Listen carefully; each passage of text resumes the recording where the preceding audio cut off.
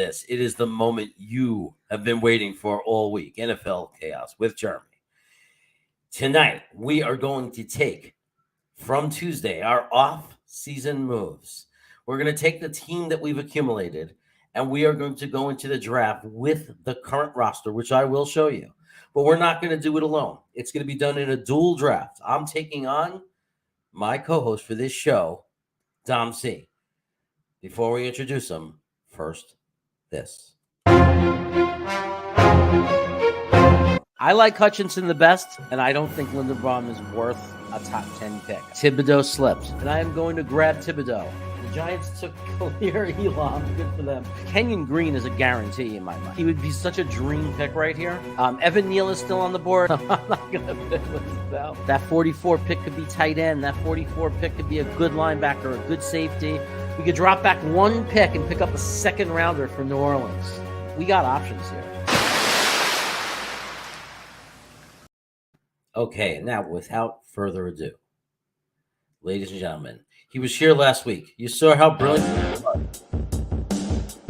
You saw his awesomeness. Well, guess what? Welcome back, Tom. Jeremy! Oh, look at that intro music, dude. I'm feeling it, too. I love it. I love it. Like that. That's fire, right? Man. Fire right there. That's fire. We got JC Cole ready to go in the chat. We got some other people here. They just haven't. He said, why am I the only one in here? You're the only one in the chat right now, but we got some people on the stream. So give them some time, J. Cole. They might be driving home. Anyway, are we ready to do this? We're ready to rock. Do you first, I guess we can go over the roster that we already have. So I think people need to understand this is the situation that we've been talking about, a situation where we can imagine if this is what happens in the offseason, we can see how it changes our thinking in the draft, which is so cool, right? Because everybody's been doing these mock drafts. If you haven't done this, if you haven't created, your offseason and your offseason moves, how do you, everybody's trying to fill every hole.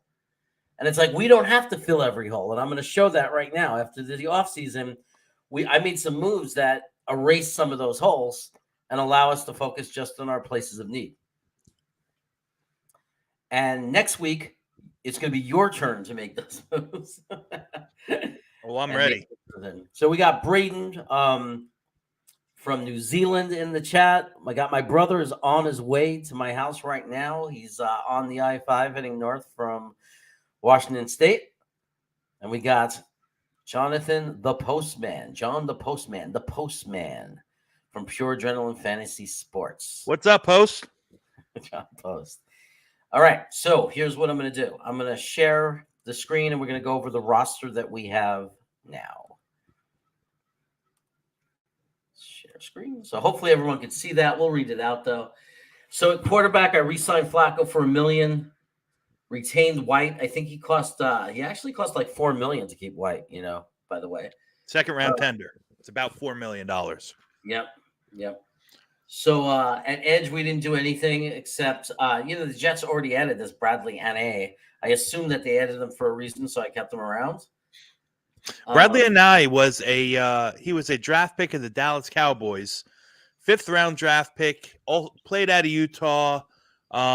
Had some good pedigree coming out of college. I liked him a lot. A little light for an edge, but, has some bend, has some speed, produced fair numbers. So why he decided not to stay with Dallas, I'm not sure. But, I'm happy to have him, especially at very, very minimal cost that it did cost us to bring him onto our practice squad.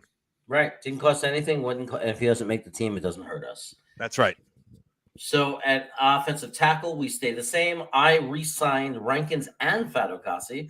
I think it's important in the actual world that we sign Fadokasi only because there doesn't seem to be any other better choices for our defensive scheme right now at the moment in free agency. And I don't want to put us in a position where we have to draft somebody. So I thought it was important to retain Fadokasi. I think we got him for like $4.2 million. So, And Sheldon Rankins was really cheap. Yeah, let me stop you there for a second, because it's important to draft strategy. I'm going to ask, do you know how long or how much you signed Foley for and Sheldon Rankins? Are they on 1-year deals? Well, Foley was like a 3-year deal, but at 50%. Okay. So we would take a $2 million dead cap hit if we cut him after 1 year, but he'll cost us about $4 million the second year. And Rankins was like 2 million, 50%. So we can cut him. Like he was like it was like 2.2 million, but only at 50% guaranteed. So he's very cuttable the year after. Yeah. Fair enough. It wasn't a lot of money. I was careful not to keep those guys too long. It was all set up that we can only have to hold on to him 1 year. Realistically, to get Fadokasi at a decent price under $5 million, we had no choice but to guarantee him some extra money. Sure.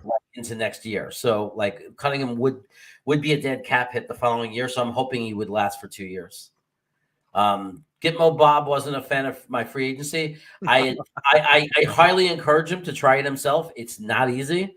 It's actually so much harder than a draft to manage the money and fill the spots and know how much different players are worth. It's really, I feel for the GMs, it's a lot harder than people think. It really is. It's not. Gitmo, I'm gonna do you proud next week when I come with my my off-season mock. Is JFM really an edge? Well, I have JFM as an edge at the moment. It's a really good question. I have him there at the moment. My hope is that by the end of the draft, he will not be an edge. I would like for us to add on the weapons to move JFM back to the interior, but right now we have to consider him an edge until we do that. And people could argue that we might take Lawson and Huff, but I don't think Bradley and A is going to be the first guy in the rotation, right? I mean, I think that if we didn't add any edge, which I don't think is likely, I think it would be Carl Lawson right now as it stands in JFM, and then you're looking at the guys who rotate around. But again, if we added a Thibodeau, then it would be Thibodeau, Lawson, then you have Huff and A, and then I think JFM would move to the middle. Bradley and I, if he sniffs the field at all this coming season, is going to be a pass rush specialist. You know, in the mold of what we thought Vinny Curry was when we brought him on. So, absolutely. You know, role player at best. A little less than Bryce Huff. Bryce Huff is a pass rush specialist and then some. You know, but I still don't know if I'm necessarily comfortable going to war with Bryce Huff, you know, every down end opposite Carl Lawson. No. And then as we work our way down, the big pickup, a very big pickup that we made was Laken Tomlinson. Mm-hmm. Absolutely, I think phenomenal guard. Fills that right guard spot in perfectly. So now we have AVT and Laken together. You got Becton coming back opposite of Fant. I think we're really strong there with those four. You got McGovern coming back at center. We got LDT as a backup guard, which I think is really nice because we know he's a very capable starter. So I think we're really strong here. And one thing we were talking about pre-show was because I know there are people who love Lindenbaum, if we were to take Lindenbaum, what that would enable us to do, even though people say it's not necessary because McGovern is okay, it would free up about $9 million in salary cap and give us flexibility going into the beginning of the summer for any late after draft cuts. So I don't think that's a bad option, but there's no pressure to do that.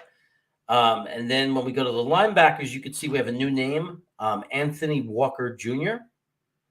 So Anthony Walker Jr., we got him for about $4 million a year. Not too much of a guarantee. I think I did 40% of it was guaranteed. So on a 3-year deal, so $12 million, it's about $5.5 million is guaranteed. So we'd have like a dead cap of like $1.5 million if we cut him in 2 years from now after one season. But we could hold on to him for a couple of years and then be totally, just team protection. Take him if we want him or cut him without any dead space. I think that Anthony Walker Jr. signing is a good signing. I also think it's the anti-Jets tax because I think he'll probably in real life cost a little bit more than $4 million a year. But Yeah. not in Jeremy's offseason, which is what we're here to do. Hey, they accepted the deal, man. That's right, man. Hey, they accepted. A lot of deals didn't go through. So they want to come play with Salah. Yeah. So, I'm being called a butthole. We're all buttholes. Iowa Jet fan is in the house. That's his greeting, his signature greeting. Let's go to the next set of positions. Ooh, it's really okay. Running back. So as you can see, I re-signed Tevon Coleman for a 1-year deal for like $1.3 million, I think, and only 40% of it was guaranteed. So we could actually cut him for $500,000 if something happened in camp, or if we drafted 2 running backs. I don't see that though. I see him as the veteran that would be behind if we draft a running back. We could also pick somebody up in off UFDA, or pick up a guy who gets cut really cheap, or we end up drafting somebody. So we have options there. I wasn't worried about it as long as we have Michael P. Ryan will fight for a spot with whoever we draft or whoever we bring into camp. Wide receiver, you'll see a new name, and that name is Christian Kirk. After I did this and looked at this, though, I don't think it's very likely, because it kind of creates a weird situation. In other words, if we were going to sign Christian Kirk, we wouldn't re-sign Keelan Cole, I don't think, because this scenario that I created is kind of strange. You got 6 guys here. Obviously, we could at the end of camp cut Mims if he doesn't show growth or improvement. If he has a really good camp, though, we're in a weird situation because Keelan Cole is only like $1.1 million. So I guess we could cut him, but it's just a strange situation because I re-signed Braxton too. So I think I probably shouldn't have brought back Keelan Cole, because we still want to draft like a young stud potential WR1, I think, in this scenario. Well, what do you think? Looking at, again, we're working off of this offseason right here, looking at these wide receiver group. I don't know if wide receiver is in absolute need. Christian Kirk's a wonderful player. Christian Kirk's 25 years old. He's as fast as lightning. He did most of his good work in the slot. Can play outside as well. He's got that 9-speed burner mentality. So, I think he would complement Corey Davis and Elijah Moore just right. The caveat to that is, no disrespect to those 3 guys, especially Elijah Moore, but some might say that, you're putting together, if, we're throwing Zach Wilson a field of number 2s and number 3 wide receivers. There's no alpha. There's no alpha dog there. Yeah. It's for people who believe that Elijah Moore is going to step up as a number 1. And I don't know if he's going to do it year 2. I think he's going to be a WR1. Like I feel like he could be, or might. I would gamble he would even, but I'm not saying it would happen year 2. I think it would be more like year 3 that he would establish himself as a wide receiver 1. But yeah, I think it's just a good combination of guys for our offense. I don't know, Corey Davis, if he drops a few less passes, he's really was otherwise very solid. And I'm a Corey Davis fan. Yeah, I think that Corey Davis, he had some drops, he slipped, so people got pissed off. But he's really, he doesn't get hurt. I think he finishes strong. I think he's fine.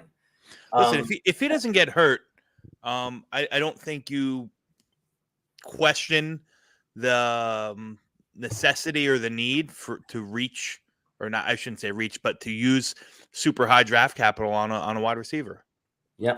I think him getting hurt plays a lot into that mentality, because Jets fans are quick to forget. We all are. That's the reality. We're quick to forget the people that we don't need to forget. And it's hard for us to forget the people that we need to forget, hence why no one else, why every Jet fan, well, I shouldn't say everyone, but why the majority of Jets fans are very hesitant to draft Kyle Hamilton. They feel the emotion of the last time we drafted a safety in the top 10. Yeah. And I think so I think we go into the draft still feeling we might want a cornerback, CB, because I didn't get anybody better. We would be going in I wouldn't say we're going in the same situation. If you look at the growth of Bryce Hall from year 1 to year 2, and assume Brandon Eccles can make any growth, he won't be the same guy he was last year. He's going to be a better version of Brandon Eccles. Do I think we're going to bring in another cornerback in the draft? I think in this offseason scenario, I think we would have to, or we'd want to seriously consider it. So I'm going into this draft thinking I would like to add another cornerback. But I think this is a room that we have 2 out of 3. I mean, I think we need I would love a true CB1, and Bryce Hall in a dream scenario would be a CB2. I love MC Squared as our slot, corner. Absolutely love him. I love Guidry for depth. We'll see about Isaiah Dunn, and I think he might end up being a good depth guy. So I like this room. I just think if you add a CB1 to this room and you get rid of Zane Lewis, I think, or Isaiah Dunn, I think we're amazing. I think we'll have a great secondary. I agree. I like the cornerbacks, but similar to what I discussed, or my feelings on the wide receivers as you have them here in your offseason, we got a bunch of B and C students here. We're missing that one alpha dog. Yeah, we need the alpha dog. And maybe that's Bryce Hall. Maybe he continues his ascent up the ranks as a true, cornerback 1. But that's still yet to be determined. But look at the difference from where we were last year. Instead of having nothing, right? We're just needing now. That's why I say is you add the big names, the big dogs come at the end. Build the depth, build the foundation.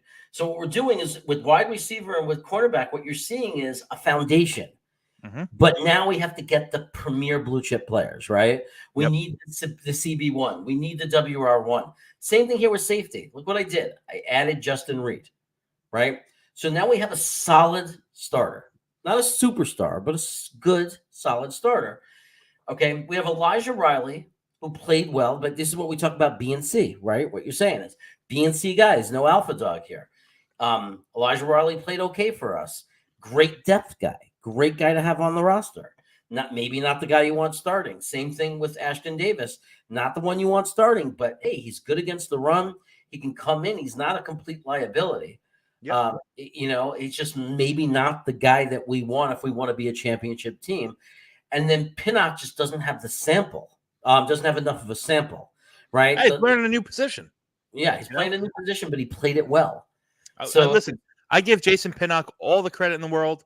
He was a middling, defensive prospect coming out of Pittsburgh, and mid-season he took it on the chin and said, "Listen, I think he saw the writing on the wall, and he took it on the chin and said, hey, yes, I will step in and learn a new position where we're grossly understaffed, and the little time that he had on there was intriguing. I'm not going to say it was great. He made a couple great plays, but again, it's still something to be determined. Yeah. But I think what happened in my offseason is Justin Reed takes some of the strain off of having to take two safeties. Sure. Now we only need one safety, and we don't have the stress of it has to be the first 2 rounds. We could bring in a Kirby Joseph. We could bring in, a Verone. Am I saying that right? Yeah. But we could bring in, we could bring in one of those guys a little bit later in the draft, and we're fine with Justin Reed. And then we have some guys there. We have some depth there. So I think we're starting to turn this roster that just only a year ago was so depleted into a roster that just needs some little pieces thrown in, On the flip side of that, Jeremy, can you go back back to the safeties? Yeah. Justin Reed, I love this. I love the addition, and I think it's very, very feasible. Ashton Davis, I'm not turning the page on him yet. I think he just has to really find what his true role is, and I think his true role is going to be more so, and up in the box safety, blitzing. Some that brings pressure. Because he seems to get lost when he's playing in center field. So, a true deep single high free safety is probably not going to be Ashton Davis's position. But I'm not turning the page on him yet. I think he can still be productive. If we were to draft some safeties, I know you talked about bringing in one. Hey, listen, if the board fits and you draft two, guess what? We can get rid of Elijah Riley. We can get rid of Jason Pinnock without any real, true detriment to the team or the salary structure. So that's the right. Good. And Pinnock could, if we do that and not take a corner, Pinnock could go back to the cornerback room. He could still stay on the roster, practice squad as a guy who has versatility because in a pinch, because he helped us out in that pinch. So, hey, what's up, Ant? Chat's 82. Good to see you here. Get my Bob, as I told you before, is here. Hey, Gitmo, I agree with you. I don't want to, I'm going to hang on to Ashton Davis and let him improve, because all my Giants friends, I don't want them to get the upper hand. Ashton Davis was the big piece that we got in the Leo Williams trade. Yeah. Well, the draft pick that we got for him. So. Yeah. So we got Rusty Spooner in the chat. I refuse him to call the return of Rusty Spooner. That's just his name, but he's Rusty Spooner. So anyway, we get a better idea. Let's look also. I did an addition in the tight end room. So what this does for me is if we don't get McBride, we don't have to jump off of a cliff. We could pick up a Ferguson.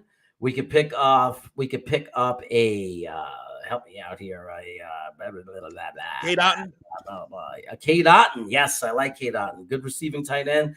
We could pick up Jeremy Rucker. If we don't get McBride, but we bring in one of those young guys and have Schultz there, and Croft becomes our number 3, and Wesco, I don't know. Special teams are cut.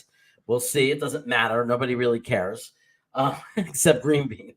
But if we went in with like Jeremy Ruckert or Jake Ferguson, Dalton Schultz, Croft as a tight end 3, I think we're okay.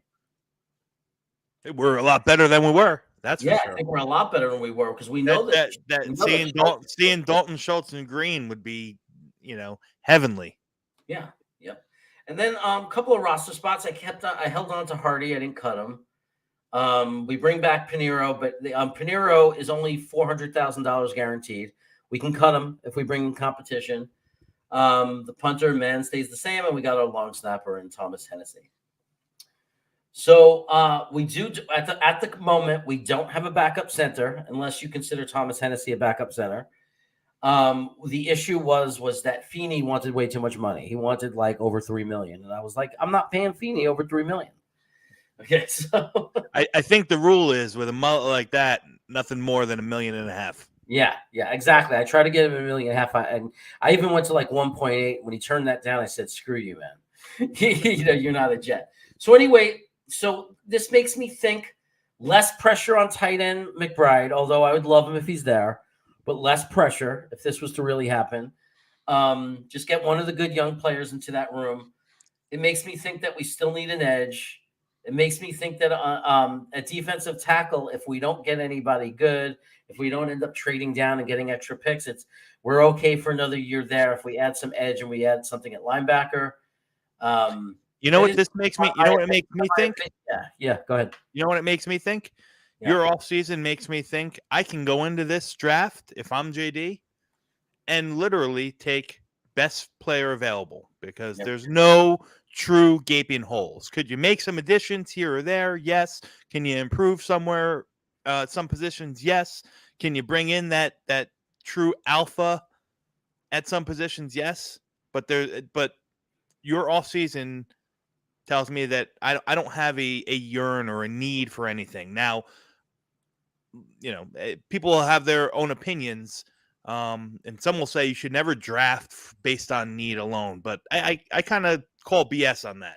I think, if you have a gaping hole in your offensive line and, you're not going to keep taking defensive tackles or wide receivers or linebackers because they just happen to be the highest on your board. Maybe that is the case for some, but I think at some point you have to address some of these holes that you have. You put a team together here where there's no blatant holes, So I love this. It's kind of like stress-free drafting.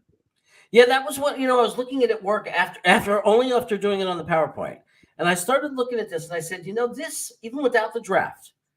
This is a team that if Zach Wilson, if the line comes together, gives him the time, and everybody and everyone has the growth they're supposed to have, like Elijah Moore, Carter, if people make progress in who they are, this is a team that's still going to have problems on defense. Sure. But Carl Lawson coming back and a little bit improvement, with Justin Reed, at safety, people stay healthy. It's making me think, but this is a team that might already be okay to win 6 games. And we still have the draft. Like, we still get to add some key pieces, and we're already up to a point where I could honestly say I think this team could win fairly confidently 6 games, or should be able to win 6 games. Not even that they could, but they should win 6 games. And if things went perfect and Zach went crazy and had a giant leap forward, could win 7. But we're not done. That was only free agency. And I think, right? And I think exactly what you're saying. What I wanted this to be was I want to create a draft for us where we could take the best player, best value, and add those number ones into the rooms, those alpha dogs. This is going to be stress-free drafting, man. This is wonderful. All right. So let me minimize this on the screen. Minimize that. I'm going to get the mock draft ready. And I believe, Jeremy, it's my turn to start it this week. Yes, you are in the driver's seat as far as starting. It is absolutely your turn. Let me, I'm just going to set it up. I won't start it because we could all see it together. Let me share. And here we go. We're all set up here, and I'm going to hit Let's Draft. And here we go. Let's see what situation you're put in. Oh, I see Hutchin and Thibodeau off the board right from the start. Jeremy, can you make that bigger? Because I can't see. Yeah, we're going to make it bigger. So do you want to look at the players on the board first or the trades? Just tell me who was drafted. Okay. Aiden Hutchinson, George Kalafdis, number 2, and Kayvon Thibodeau, number 3. Okay. Okay. Now you're being offered a trade. Let me zoom in so you can see that trade. I see it. You can even see the guys on the side that are there. Evan Neal, Kyle Hamilton, Andrew Booth is still ranked number 5. I see it. George Karlaftis going too. That's interesting. Yeah, that's really kind of strange, isn't it? Yeah. But here's the trade from Minnesota. Their first, second, and third. Okay, their first, second, and third. Those 2 picks would be beautiful. Let's look at the next offer. Okay, the Eagles want you to go down to 15, but they'll give you 15 and 16. But they're asking for 69. They don't always do that. I think they're out of their mind, to be honest. I mean, I think I don't have to tell you. I think value-wise, from a point thing, that's a ridiculous trade offer because the 16. I would love having 15 and 16, but the points don't match up here. You're absolutely right. Yeah, because look at what San Francisco had to do to trade up. Look at what look at the trades from last year. This is absolute. I mean, I know there's no superstar quarterbacks, but that's ridiculous. They want to give you one extra number 1 to go from 15 to 4. Why are they asking for the 69? Now you could counter if you want. Well, let's see what the other trades are first. Oh, they're the only 2 offers? Those are the only 2, yeah. All right. I'm not going to take that one. Okay. Do you want to counter it? No, I'm not going to take that one. I am going to consider the Minnesota trade, and here's why. Adding another 2nd and 3rd round pick would be perfect opportunity to scoop up and package those together to jump back up if there was someone there in the late 1st or the late 2nd that I was interested in. But I know that, knowing PFN, we're not going to have the ability to offer or stop the draft and trade up. So for sake of this show and this segment, I am going to pass on the trade, and I'm going to stick at number 4. And here are my thoughts, guys. Man, I wish Thibodeau was there, but that's okay. That's okay because I think, especially after this combine, I think there's going to be a lot of possibilities that we can do at 10, or if Jeremy chooses to trade down. I'm going to stick with my guns here. And I think that there's 4 guys. If they're at 4, I'm going to highly consider. All right. Okay. The 2 edges, which are gone, and the 2 tackles, which are still on the board. Okay. So I'm going to go ahead and make the selection from North Carolina State, Ikem Ekwonu. Okay. I love it. Guard, tackle. Listen, in a perfect situation, I wouldn't necessarily, like I said, if one of those 2 edges were on the board, I'm going edge. But I want to remind you of one thing. Go ahead. We signed Lincoln Tomlinson. That's okay. I'm still going to take Ikem Ekwonu. Okay. Yep. Value is value. Okay. Value is value. Now I'm seeing right off the bat. Let me just show you something. Look who's on top and still there at number 10. Mm-hmm. Okay.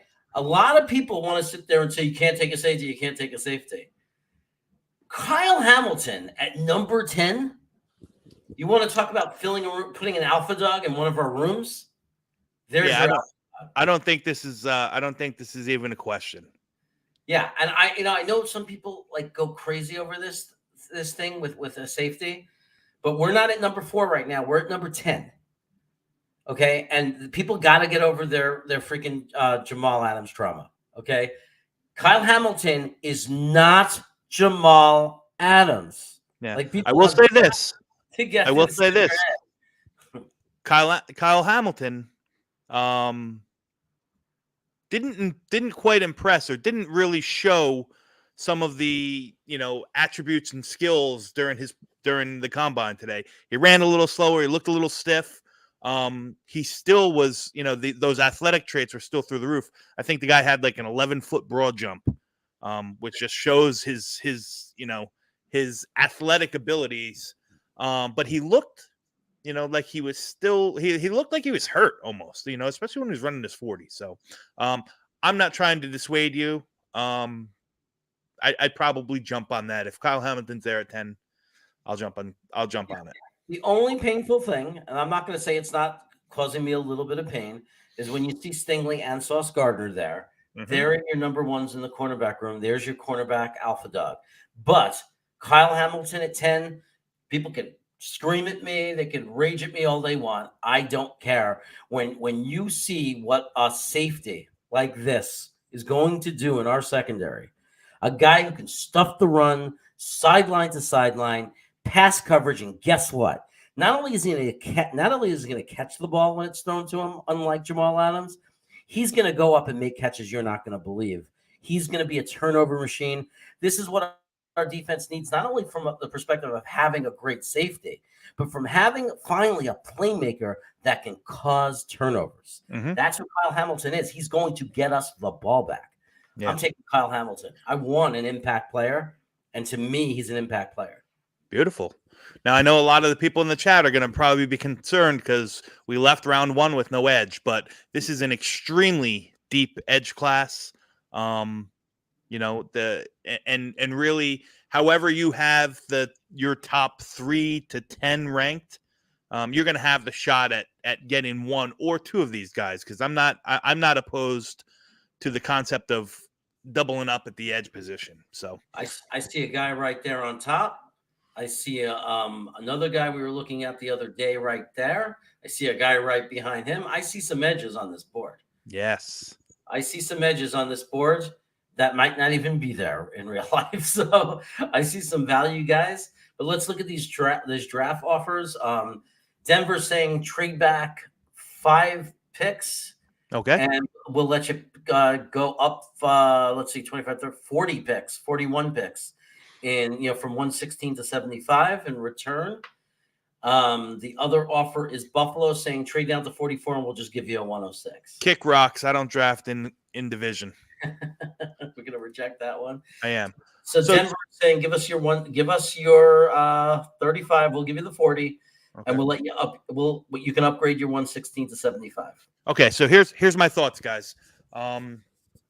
We took what I thought was the best player on my board at the time at pick 4, with Ikem Ekwonu. A little surplus on the offensive line, still gives us some flexibility. If we do decide to make any other moves, or if Becton doesn't come back healthy, or so on and so forth. Hamilton was there at 12. Hamilton was there at 10. I don't question it one iota. We talked about putting alphas in the room. Now I think I gotta, I know we have 2 picks back to back here, but one of these probably has to be at the edge. So I'm going to ask Jeremy to put in. I'm going to ask Jeremy to put up the edges so I can see them. Perfect. Okay, so let's go to defense. How does Green Bean do it? Oh yeah, he looks, he rubs his beard and says, "Hit edge." His brain tells him to click on the button that says edge. I know his brain, people think doesn't work, but it does. It's like when I watch my dog running around the house doing things, and I laugh how cute it is that it makes decisions. Green Bean's like that. He makes decisions with his brain. Okay, so Trayvon Walker's still there. Trayvon Walker's probably one of the highest took the highest leaps, during the combine. I mean, tested through the roof, ran 4.7, to almost 300 pounds. Everyone is going to probably expect me to take Trayvon Walker. Here's a couple things. One, Trayvon Walker, the prospect, is elite. I don't know if he's ready. I don't know if he's ready to step in and play right away. He's got a lot of learning to do. He's very raw. Like it or not, take the athleticism out of the equation. He's still very raw and still got a lot of work to do. I'm not going to say I'm not going to take him, but I wanted to look at some of these other guys. And wow, yeah. I'm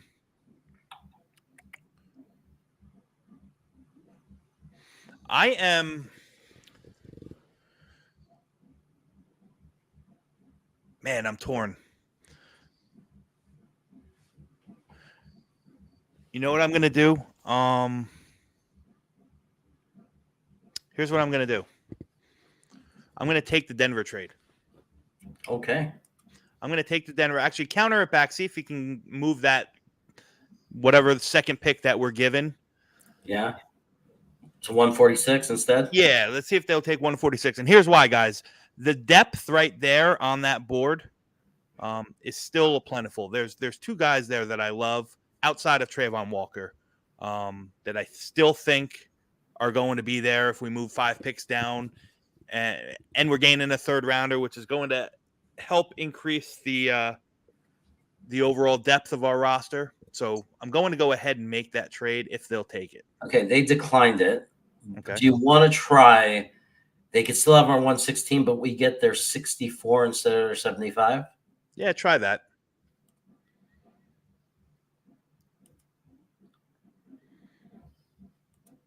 Declined. So they want it to be they're interested in one thing, and that is giving us their 75th for our 116th to make this deal. Make the move, Jeremy. Okay, we're going to accept it. We tried. Green Bean would have probably tried for a 7th also or something. Yes, but that's Green Bean. Okay, so Kansas City. So with that pick, that puts me in play because we're up to 38. So that's my pick. Kansas City wants us to trade back to 62 and offer us exactly. And the Rams come in again and offer us, because they hate draft picks, every pick they have left for next year, to go down to 104. I'm not doing that. We said it. We need studs. We need guys alphas in the room. So we can't take these deals. I don't think so. So with this pick, it's now in my hands. And guess what? Trayvon Walker's off the board. The Giants took him. Yep. So to me, and I'll ask your opinion on this. I'll tell you this. I'll tell you before you open up. I'll tell you the 2 guys I was looking at other than Trayvon Walker.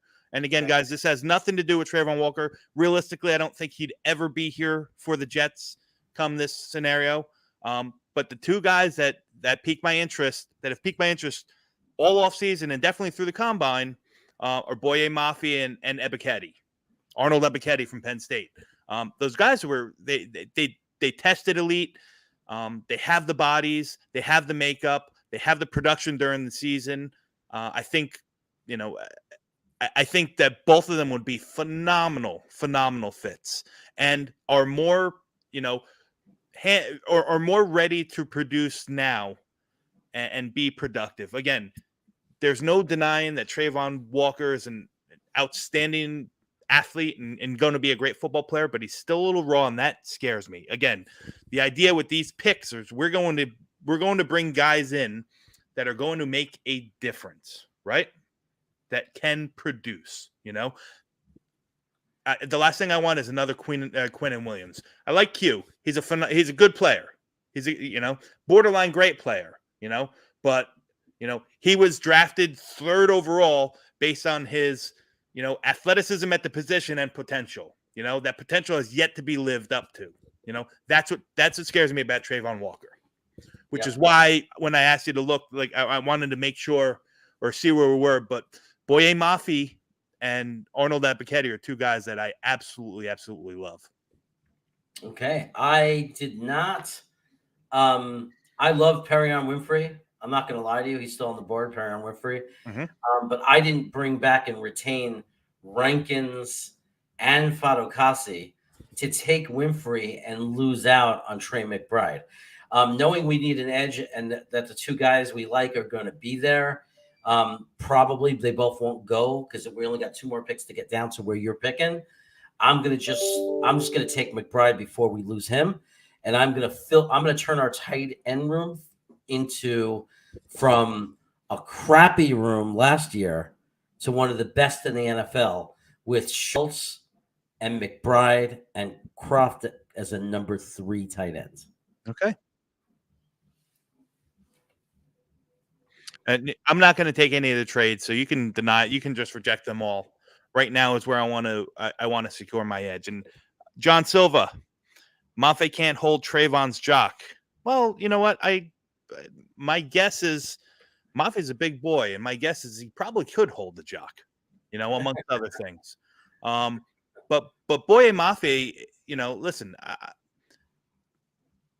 Boye Mafe. Again, this was not meant to say that I don't like Trayvon Walker. That wasn't what it was meant to say.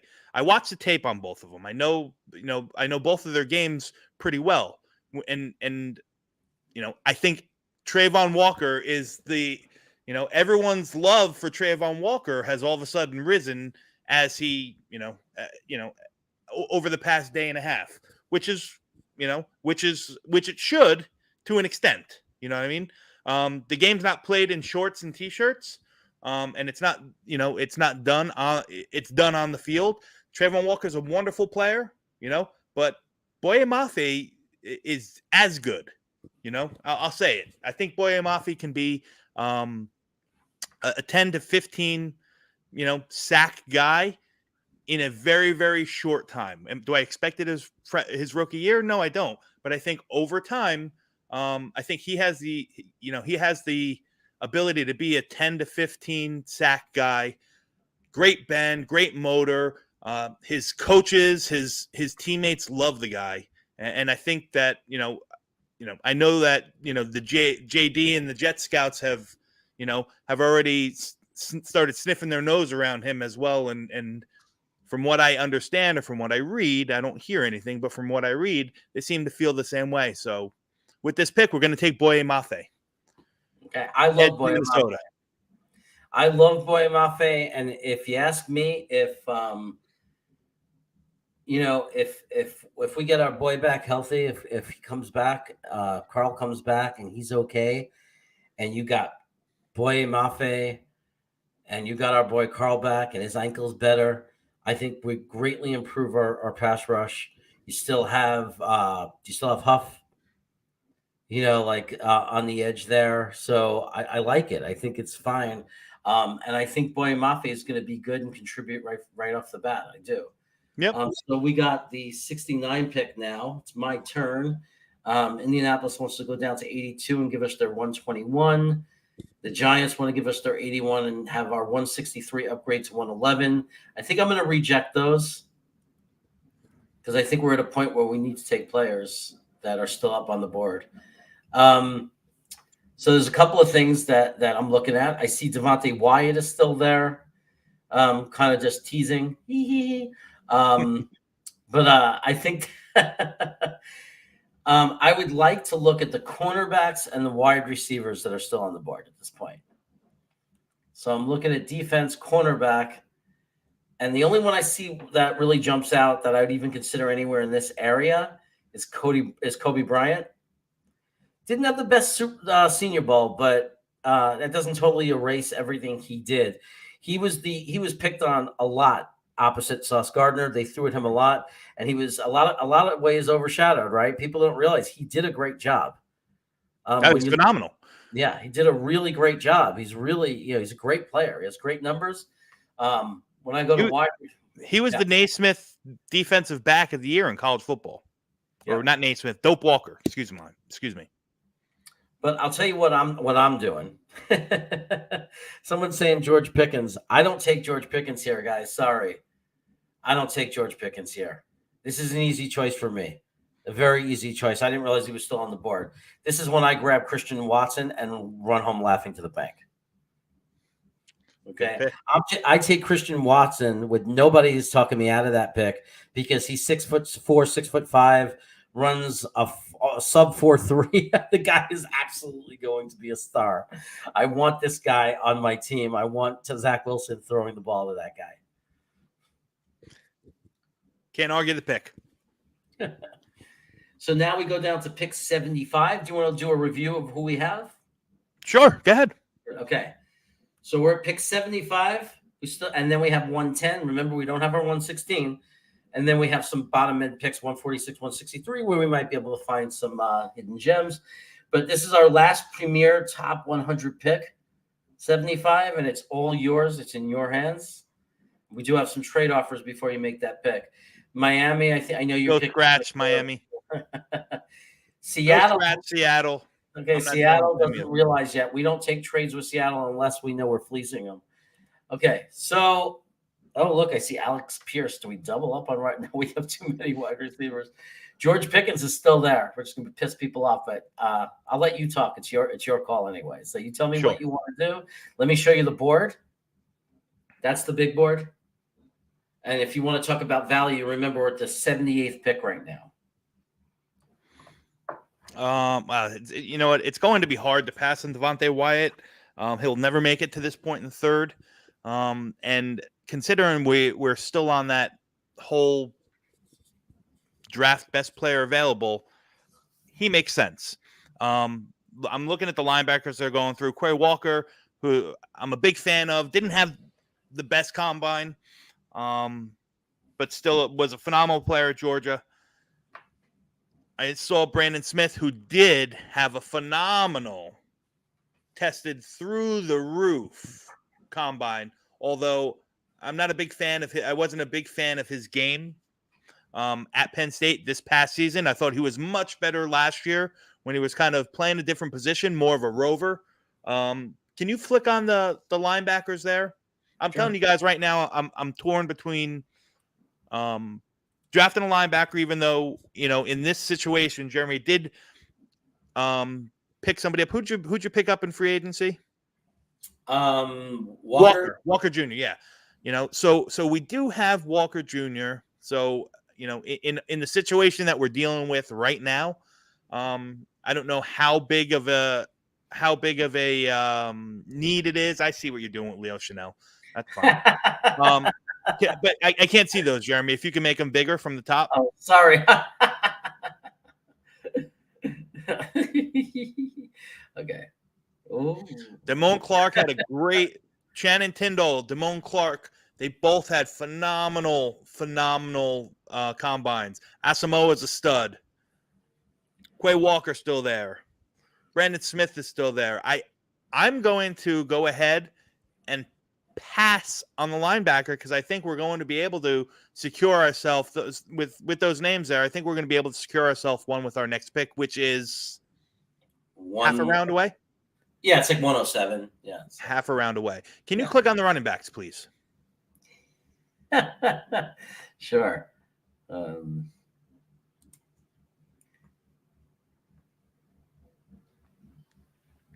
No interest in Kyron Williams, Tyler Algier, Zonovan Knight, Rashid. Yeah, there's no one there that I think is worthy of this this selection here.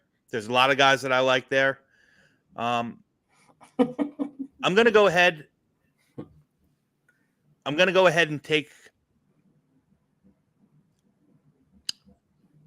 defensive lineman. Okay, so defense. Yep. Defensive tackle. Defensive tackle. And go ahead and secure Devonte Wyatt. Again, best player on the board at this spot. Plenty of linebacker depth for our next half pick. Devonte Wyatt's going to come in. He's going to be a role player, a very good one nonetheless. And then with, Fatu Kasi as our roster is constituted now and Sheldon Rankins probably gone next year, Devonte Wyatt comes in there and steps in next to Q, and we're gold. So I'm sitting here looking at our picks, and I'm thinking the way this looks to me is, boy, I sure hope Lake and Thompson can play center, because I see an opportunity to put $9 million back into our cap for cap flex if he can play center, because I don't know how I'm not going to play Aquano. So you have Aquano and AVT, so we're set for the next 7 years or whatever, what have you. We have Fant and Becton, and when we lose Fant one day, Aquano could move over. So we're so stacked on offensive line. It's a beautiful thing. Our running game's going to rock. Zach's going to have more time. In this scenario, we're so good.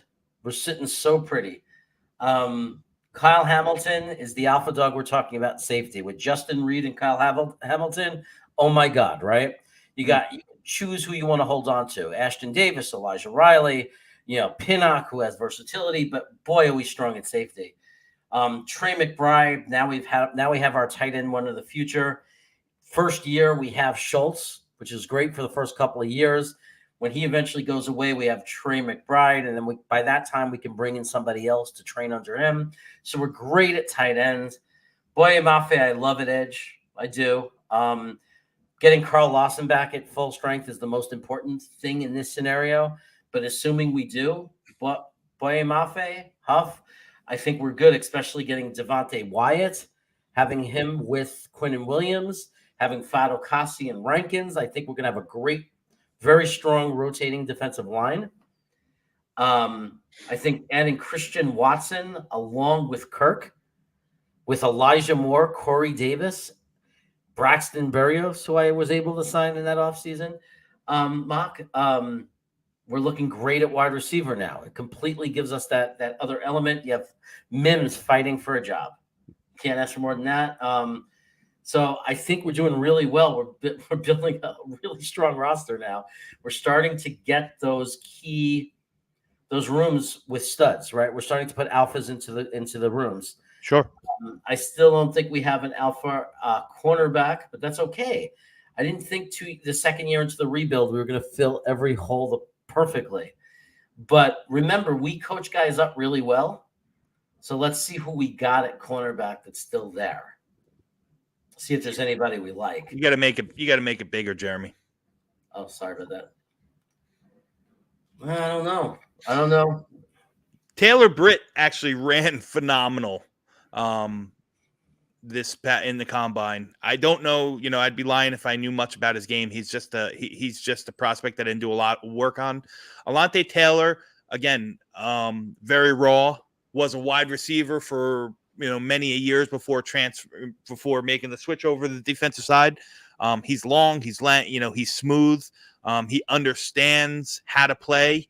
He understands how to play, using his body. He understands how to high point the ball, all those receiver skills that transfer over. Again, he's still learning the position. Jalen Armour-Davis, he's a guy. I know everyone loves him because he played for Alabama, but he was a guy.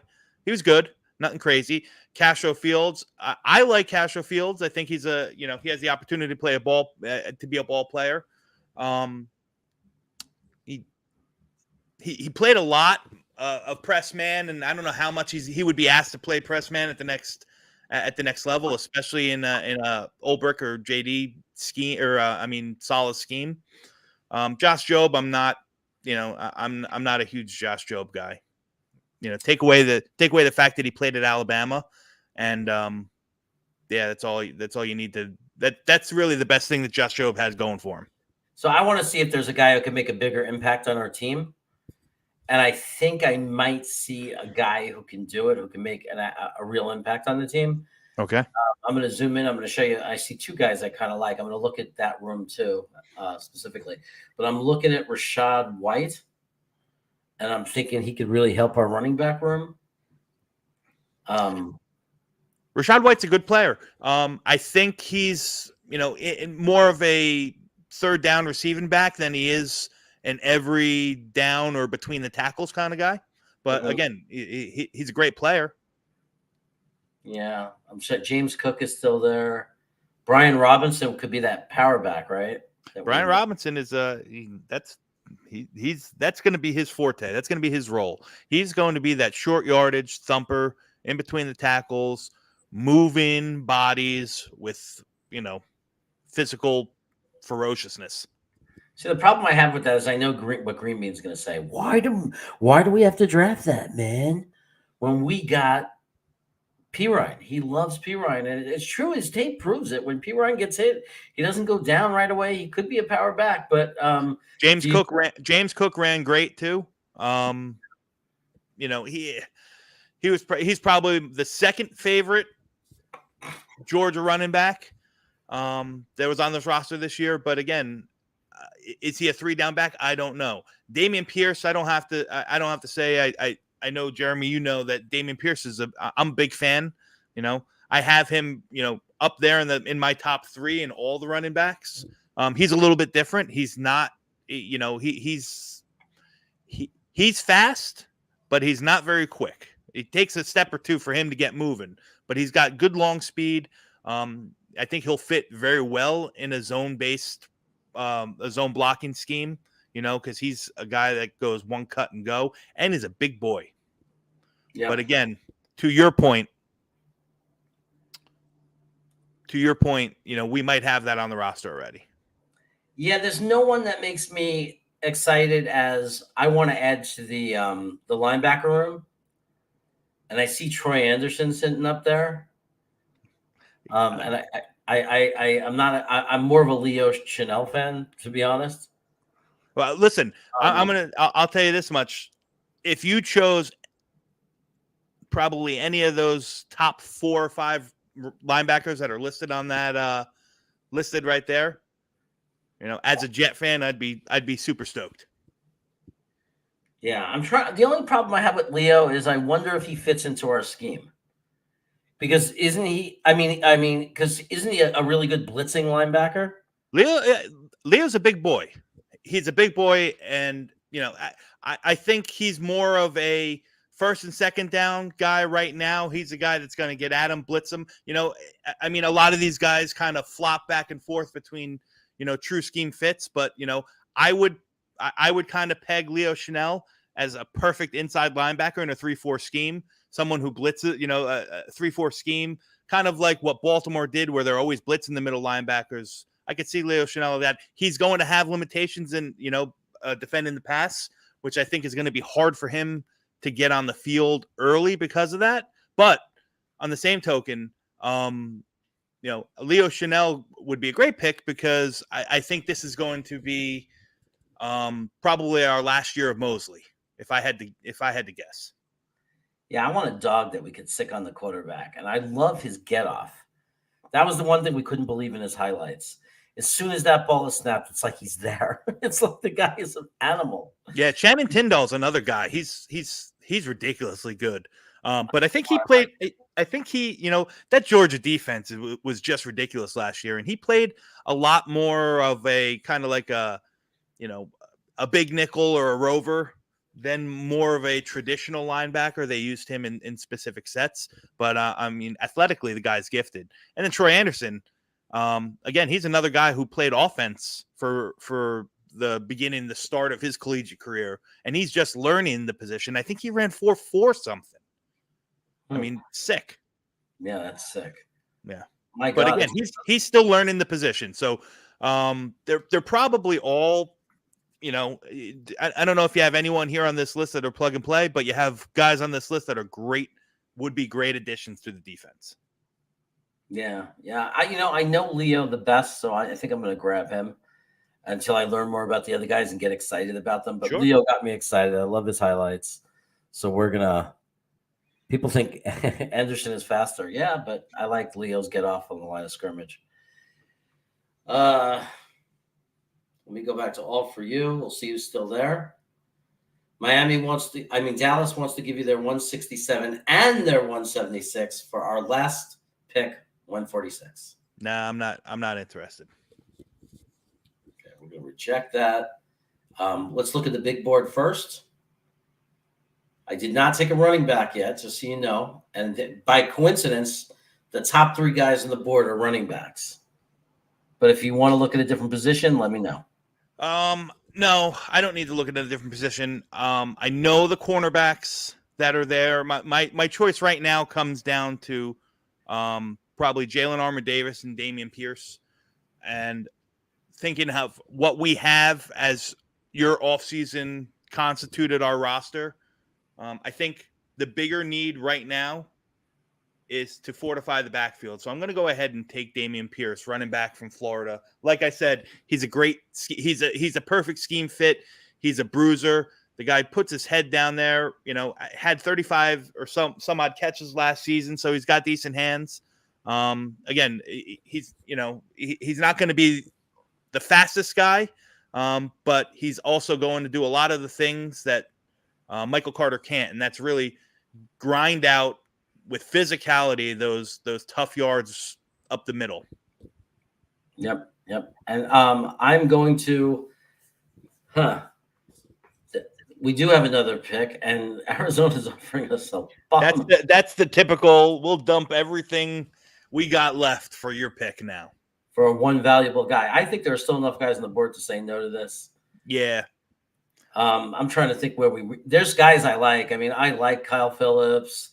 I like Myron Cunningham as like a developmental tackle, to be honest.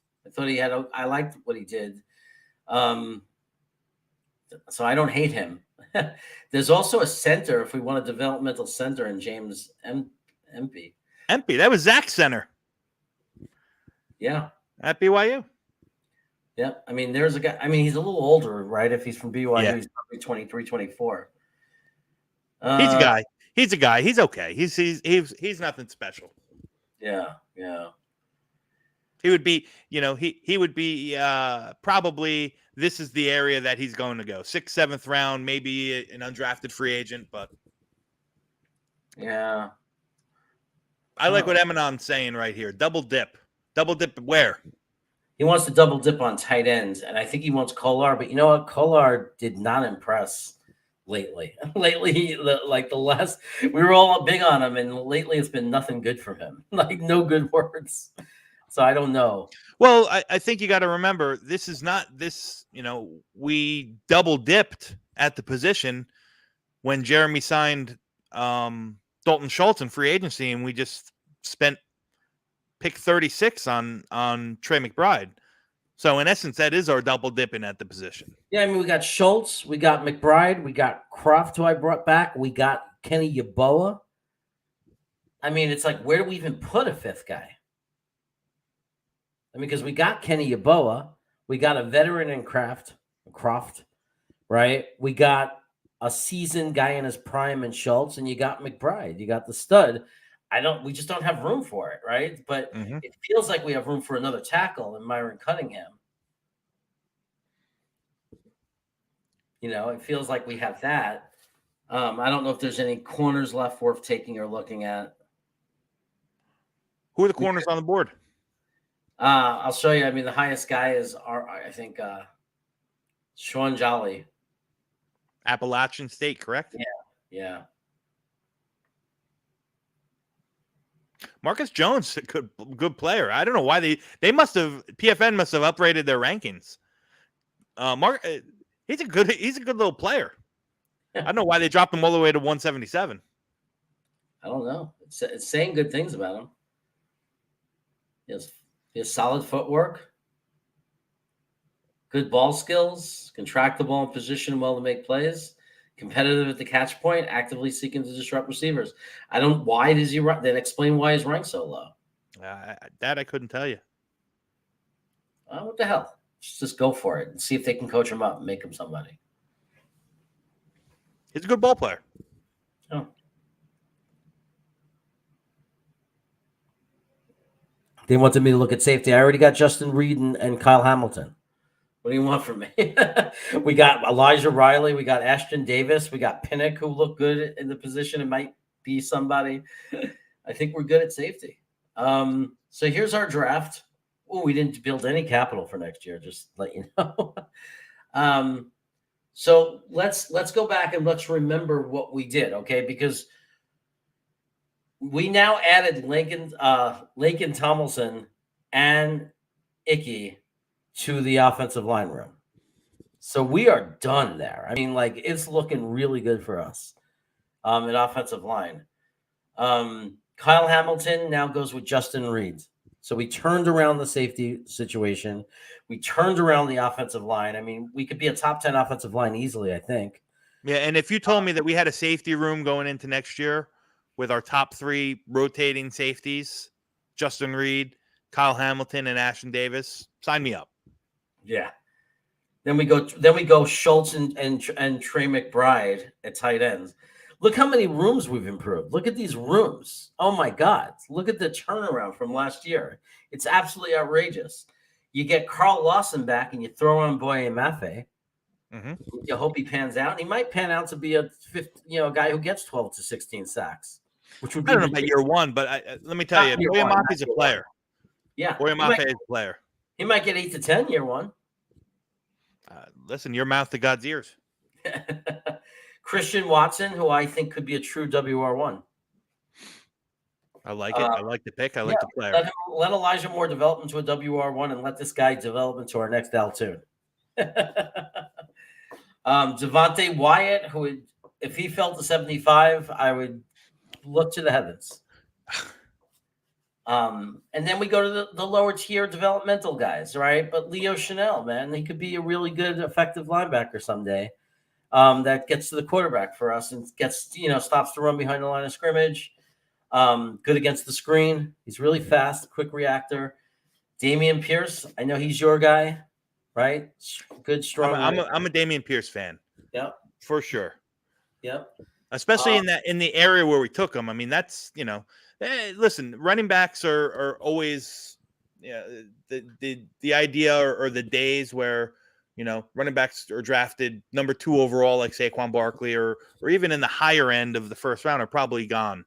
A good running back, lasts until he's 27, 28 years old before they start declining.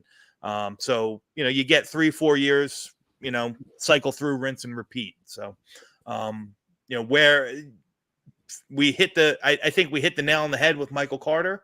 I think complementing him with a big guy who can still, may still impress or still, really do something outside of the box as well, because that's what Pierce can do. He just takes one step, one cut, and boom. He's and he plays physical, which I love. So I think he's a great compliment to Michael Carter. And in the 5th round or wherever we took him, it's a no-brainer. Yeah. No, I mean, look, I think the running back room with Tavon Coleman and Pierce behind Carter is fine. We still got P. Ryan on the roster. We slightly improved linebacker because we added Walker, and now we bring in Leo Chanel for the future. Developmental guy. Sherwood will come back healthy, hopefully. You still got Quincy Adams. I mean, so I still think we could. When CJ leaves, we're going to need an alpha dog linebacker. And so it's not like we can't use help, but that could be next year. That could be the following year. We'll see how Boye Mafe does his rookie year and decide if we still are searching for an edge. We'll see if Carl Lawson, we got to look at those guys and see if we still need a premier edge or if we have it. I think we're great at tight end. We're great at safety. Our offensive line is set. I think our wide receiver room is set. If you ask me, the only room I'm worried about at all at this point is still slightly concerned about, obviously edge is not going to work out because we don't know about Carl Lawson, and Boye is obviously, a rookie coming in. So we're going to have to look and see if we're good on defensive line. And we're going to have to look at the linebackers and how that all pans out. But going at, if things work out well at the end of next year and a year from now, instead of having all those holes, we're looking maybe at a linebacker. We might be looking at a linebacker, another edge, and a center, possibly, right? So that's not a bad position to be in, considering where we were a year ago from now. To say 2 years later, we're just simply looking for a linebacker, a center to take over possibly, and maybe need another edge to complement, like if one doesn't work out. I mean, I think we're in pretty good shape. Well, we are in good shape, and I think that's always the goal, is to try to get yourself in a position that I think you hit the nail on the head earlier, where you said, we're building depth. Again, all these mock drafts and stuff that we do, a lot of it's frivolous until we really know what's going to happen in free agency. So based on Jeremy's free agent class, I'm happy with everything that we did here. I know, let me see, John Silva, first 2 picks, A, overall a B-. We drafted with heart instead of head. Okay. That's fair. I mean, everyone's entitled to their own opinion. You're going to have guys that you like, or guys that are drafted, and there's going to be guys that are left on the board. Yeah, J. Cole, you have to remember, though, with your draft, Hutchinson was still there. Thibodeau was still there. So we were able to trade out of the 10, and we were able to get a whole bunch of players. So it was a little different situation. Yeah. Sometimes it's what you're offered. You know what I mean? Sure. And I like what Dark Soldier's talking about, and we should try one time, and maybe we can, we got a couple more weeks that we're going to be doing this before the real draft, so maybe we can try to trade up in one of these before the draft gets started. Oh, Stud City, welcome, man. I think this is the first time I've ever seen Stud City here. Thanks for coming by. Yeah, I mean, Schultz might not be happening, but in the off-season simulator that I used, we got him for $11 million, so I took him. I can't help what the simulator lets me do. You know what I mean? He took the offer, so what can I say? The simulator is hard, guys. It's hard to get guys to take the deals and stuff. It's not as easy as you think, but Dom C is going to have an opportunity. It's going to be his turn to to do it. He's going to do the off-season simulator. I'm going to give him the website. You're going to manage the money. I think, in all fairness, you should leave $20 million on the books, like I did. Is that what you left? $20 million? I left $20 million on the books. Okay, I'll do the same thing. And people in the chat, I promise you, I will not be re-signing Keelan Cole. Mark my word. Mark my word. I was nervous because I keep forgetting we got the draft. So I was like looking at it and go, we can't let everybody go. And I only offered him $1 million, like 1.2 million. So I figured it's cheap. He's good in the room. We could always cut him. But yeah, you're right. I probably should have just let him walk. But Bob is really hung up on the centers, huh? We better hope McGovern doesn't get hurt. Well, I kind of think you can go undrafted free agent and throw a guy onto the practice squad. Thomas Hennessy might be able to play center. I'm not sure. No, he can't. He can't play center. But that doesn't mean that any of the interior linemen in a pinch couldn't get past there. You don't think an athlete like Lincoln Tomlinson might be able to figure it out and get it done? He might even be the center. Absolutely, you're absolutely right. So. We'll see. I mean, look, Gitmo Bob, it's my first time, all right? I'm trying here. Yeah, Braden likes Keenan Cole. He makes some good catches, He's good in the locker room. You got to admit that. He's a good dude. You know that you're in trouble when your best defense is he's good in the locker room. Right. But he's a good guy. He's fun. Yeah. Anyway, can you see this team that we've put together win the 7 to 9 games we need to win? you better hope they do, right? Yeah. I mean, our the proverbial asses of our management are on the line if they don't. If they don't win 8 games this year, I think the seat's going to get very hot for some guys. JD especially. So stop rushing your picks and ask the chat for help, Jeremy. Well, that wasn't the point of this show. I do that on Friday nights, Bob. This show was me and Dom, FanDuel, us giving our viewpoints. Every show has a different, thing to it, and we had the option to go to the chat, but I feel like I do that every Friday night. I go to the chat. We've done that a lot. We continue to do it, and we want to have this format where together we're the GMs, the co-GMs building a team, and like this is how we did. And hey, man, we're just 2 Jet fans, so I'm looking at this team. I'm thinking it's okay if this was to really happen. But we're never going to make everybody happy. There's no way to make everybody happy. The second you take Hamilton, I know we're not making everybody happy. You there, Thompson? I'm here. I'm here. Okay. I'm listening. I'm trying to catch up on the chat as I'm reading. Sorry. Oh, okay. Listen. Yes, Doc Shaw just thinking positive, and I don't mean to be negative. I'm just thinking that if a team that goes 2-14 to 4-13 to 8-9, I'm thinking that's good. Like, even though I know that it's like hopefully the low end, but I'm thinking you got to look at it. You got to like step back and look at it and say, here's a team that had no roster. They were 2-14. They were at the bottom of the barrel, a joke of a franchise with a ridiculously horrendous coach. They fire the coach. They have very little. They strip the roster down, and they keep on to, they hold on to like 4 or 5 guys, and build up all this draft capital. They bring in the first rush of guys. They double their wins and go to 4-13. They show improvement throughout the year. Rookie quarterback. The next year they come in and they go 8-9 and win 8 games. I'm starting to think that we're going in the right direction. Listen, everything our season, like it or not, is going to be pegged on the arm of the Golden Boy, Zach Wilson, right? I'd say this, your free agency, your free agency pool helped him, right? You re-signed you signed Christian Kirk, you re-signed Keelan Cole, you brought back Barrios, you signed Dalton Schultz. We then added Christian Watson and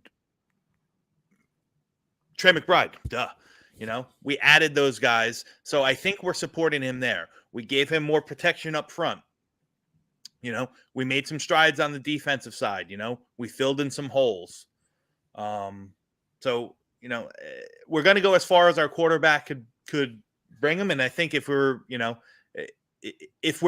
banking on 8 wins as successful, I think this team as constituted, barring, injuries aside, this team as constituted has a chance to win 8 games if Zach takes the next step.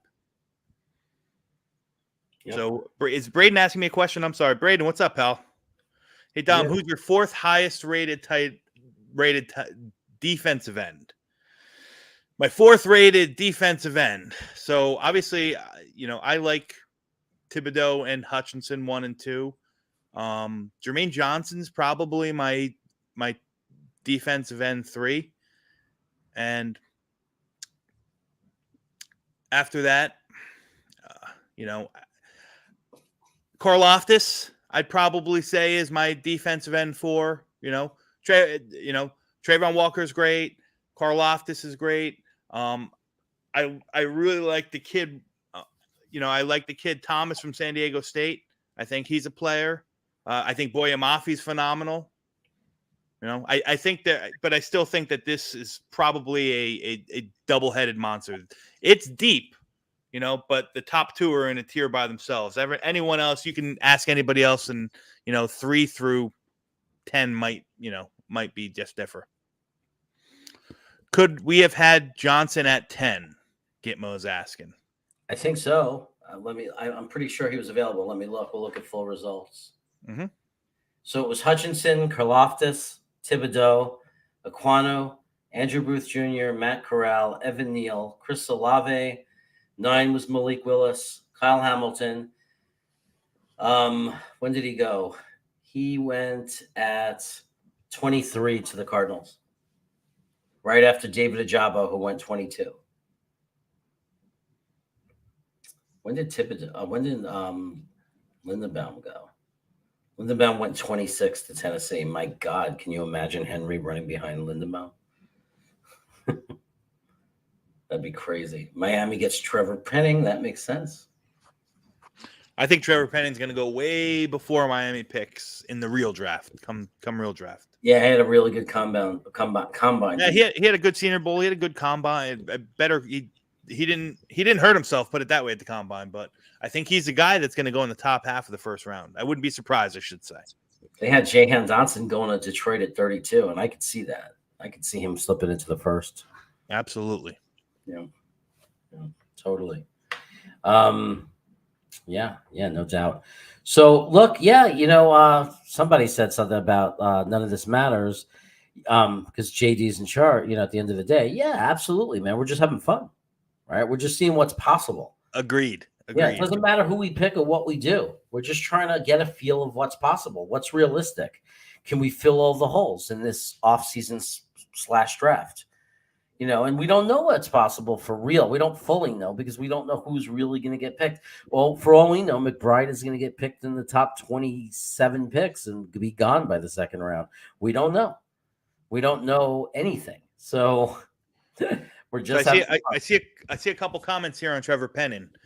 John Silva says Penning will be maybe 15, and then Iowan Jets fan says Penning is super raw. Both correct.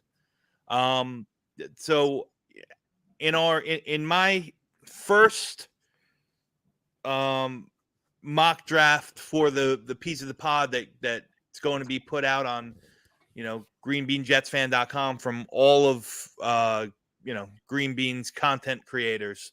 I think I had I'll let you read it when it's posted, but I think I had Trevor Penning going to Baltimore. I think that's where I had him going. Actually, I know that's where I had him going. And he is a little bit super raw Iowan.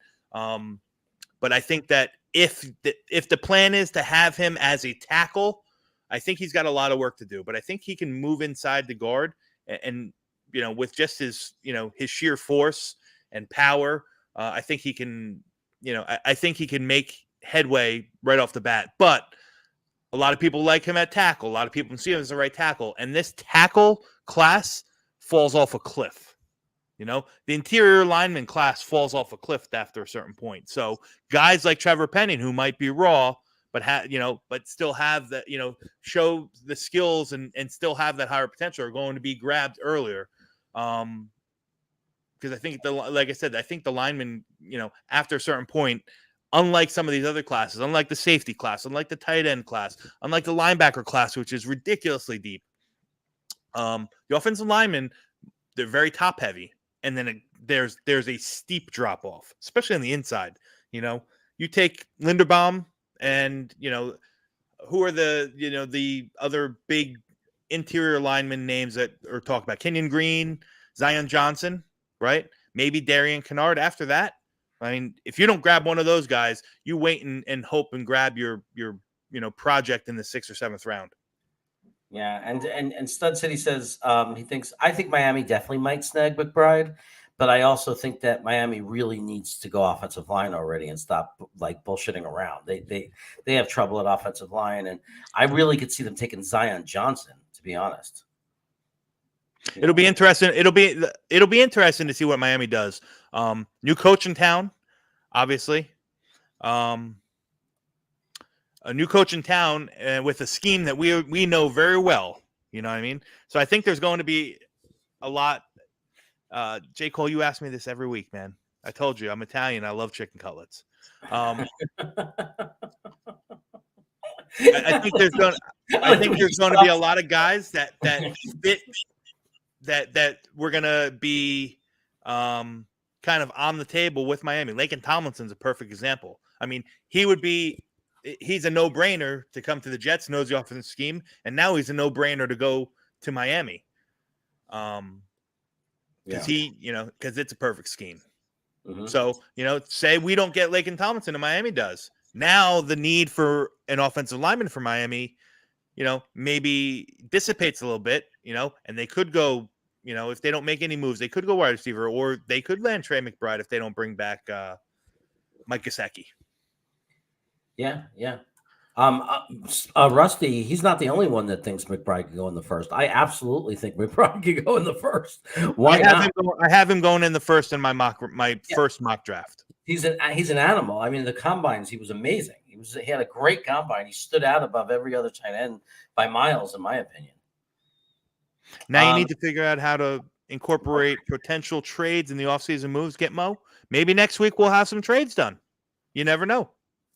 We could always pretend and we could agree. You can Doms, you can make your argument and see if the chat buys it of why you think it's realistic, and say, by the way, I made this trade and I made that trade, and here's the salary cap adjustment, and I have the cap to do it. You could do that. It's a little bit more work, but you can do it. You can definitely do it, and just do the trade, because we could just change it in my PowerPoint. We could just change it and do the salary consideration. So you could do that if you want. Sure. But you're going to have to because there's no generator or simulator, you just have to make an argument that it's a realistic trade that the other team would do. Right? Sure. It has to make sense to everybody. Otherwise, they're all going to be pissed at us and say, that would never happen. But you know what? 90, 80, half of this draft would never happen.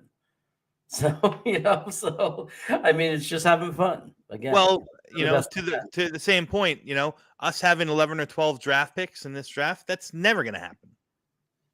Yeah. But that's why we do it, for fun. Yeah. Donovan West, or what does that say? Donovan West is a sleeper. He plays the whole good return. Who is that? Is that Rusty Spooner? Oh, yeah, that's Rusty Spooner. I know John. I know John. Look. No, I get you, man. I feel you. It's like that at the end of the day, all we could do is have fun. And of course it's going to be, I trust JD, man. I know I'll be celebrating certain picks and then concerned about others, but at the end of the day, I totally trust our GM. I'm happy with JD. I'll say that right now. Whatever he does, I'm going to be okay with it, and I'm going to trust him. But we're just having a good time. At the end of the day, it's going to be JD making all these decisions. And, I hope it's going to be fun because we're putting so much work into this offseason and playing around and having all this discussion that I think even more than last year, we're going to, and each year that this goes on, that we're all watching these YouTube channels and we're watching the combines and talking about it, it's going to be more and more fun on draft day, deeper into the rounds. So it's not going to get boring after the first and second round, because we have done so much that we're going to have guys on the board that we know and we've looked at tape and we've gotten excited about when we go into the third, fourth, and even fifth rounds. And that's going to be fun. Correct. Guys, truth be told, maybe, the real draft, when it comes about, none of these guys that we're drafting now probably will be on the team. I shouldn't say none of them, but the likelihood that, we see 4 or 5 guys that Jeremy and I drafted in the real draft just doesn't, that's not realistic, we could have done this 1,000 times over last year, and not one of us would have ever had Michael Carter II or Jason Pinnock or Brandon Eccles on our team, Yeah. So the 2 people are talking about trading a 7th round pick to Dallas for Amari Cooper, since they're going to cut him anyway. My issue with Amari Cooper is not what we would trade for him. The issue with Amari Cooper is the money and the cost of bringing in a guy now, and what that really means for the team. What does he bring us now? Okay, maybe he brings us to 9 wins this year, right? But what does he really do for the future when we finish building the team? When we fill in that linebacker room and get the answer there, when we're done thinking about edge, whatever positions we're lacking in, when we fill the room, because I think we need another year of building. And what is Amari Cooper going to be, not next season, but the season after that, and the season after that? And is he really the guy for the future, as opposed to just thinking about what he can do for us next year before we're really ready to make a true run? Well, I mean, Amari Cooper just turned, I think, 27, so he's still young enough. The thing with Amari Cooper is, I think JD and the Jets have to figure out if he's the guy they want. If they hone in and say he's the offensive weapon, he's the wide receiver that we're honing in on and going to pick, because if they do, they have to trade for him. Okay. They have to trade for him, because I don't think that he's going to come here if he hits free agency. He's from Miami. I think he could be a perfect fit in Miami. And then again, if we trade for him, then we have to really see what the salary cap ramification of his $20 million this year, and if there's any future money. I don't know if there is, because what I do know about Amari Cooper is, Dallas has asked him to take a pay cut in the past. He told him to go kick rocks. Oakland asked him to take a pay cut when he played there. He told him to go kick rocks. So getting him to restructure that contract or take less money is just not going to happen. Yep. So Iowa is saying, make the Cowboys pay whatever dead cap hit would have been if they cut him. Then I don't know. No, I don't know if the Cowboys would be willing to. I mean, if they were going to cut him, they were going to have to take that hit anyway. This way, they get a 7th rounder out of it. The question is does somebody offer a little bit more, and how high do we go? We don't even have a 7th round pick to offer, by the way. No, what I'm saying about Amari Cooper is if the Jets decide that he's their guy, you have to trade for him. You have to trade something for him. You have to trade something, right, of value to make sure you secure him. Because if you just hold out and say, well, why am I going to give Dallas anything, because they're going to cut him anyway? He's not going to, like I said, he's not going to come here for a little less than anything, a little less than the premium Jets tax, I should say. Goodbye, Green Bean. Take care, man. Thanks for listening. He's funny. He's got to drive to the top of the mountain so he can upload his. That's so funny. Yeah, look, if he's their guy, I agree. A 23 7th round pick, if we can get it done, would be great, right? I mean, there's no argument with that. If that's what JD wants to do, I guess that's what he wants to do. I don't know if that's what he would want to do, though. So far he hasn't shown to be that kind of guy. But anything's possible. What I'm saying is, if he's your guy, that's cool. Like I'm not opposed to bringing in Amari Cooper. But bringing him in, you're understanding that you're going to have to trade something. You're going to have to give a 3rd round or a 4th round pick to get him to secure your guy. If he's your guy, I know that he could be had for less, but if the Jets want him, the Jets are going to have to pay to get him. And when I say pay, it's twofold. They're going to have to give a higher value round, or a higher round, or a lower round pick, higher round pick, 3rd or 4th round pick, as opposed to a 7th or letting him hit free agency. And then you're gonna make sure that $20 million is accounted for, because he's not going to take a pay cut. If history repeats itself, he's not taking a pay cut. Yeah. And then Adrenaline is saying, John, the Postman, saying that we would owe Cooper $16 million this year, $22 million in 23 and 24. Wow. But can save $18 million if they cut him. That seems like a lot. I don't know. I just don't know, and I just don't know what the actual breakdown would be, because I haven't really dug deep into Amari Cooper's contract and cap ramifications of it.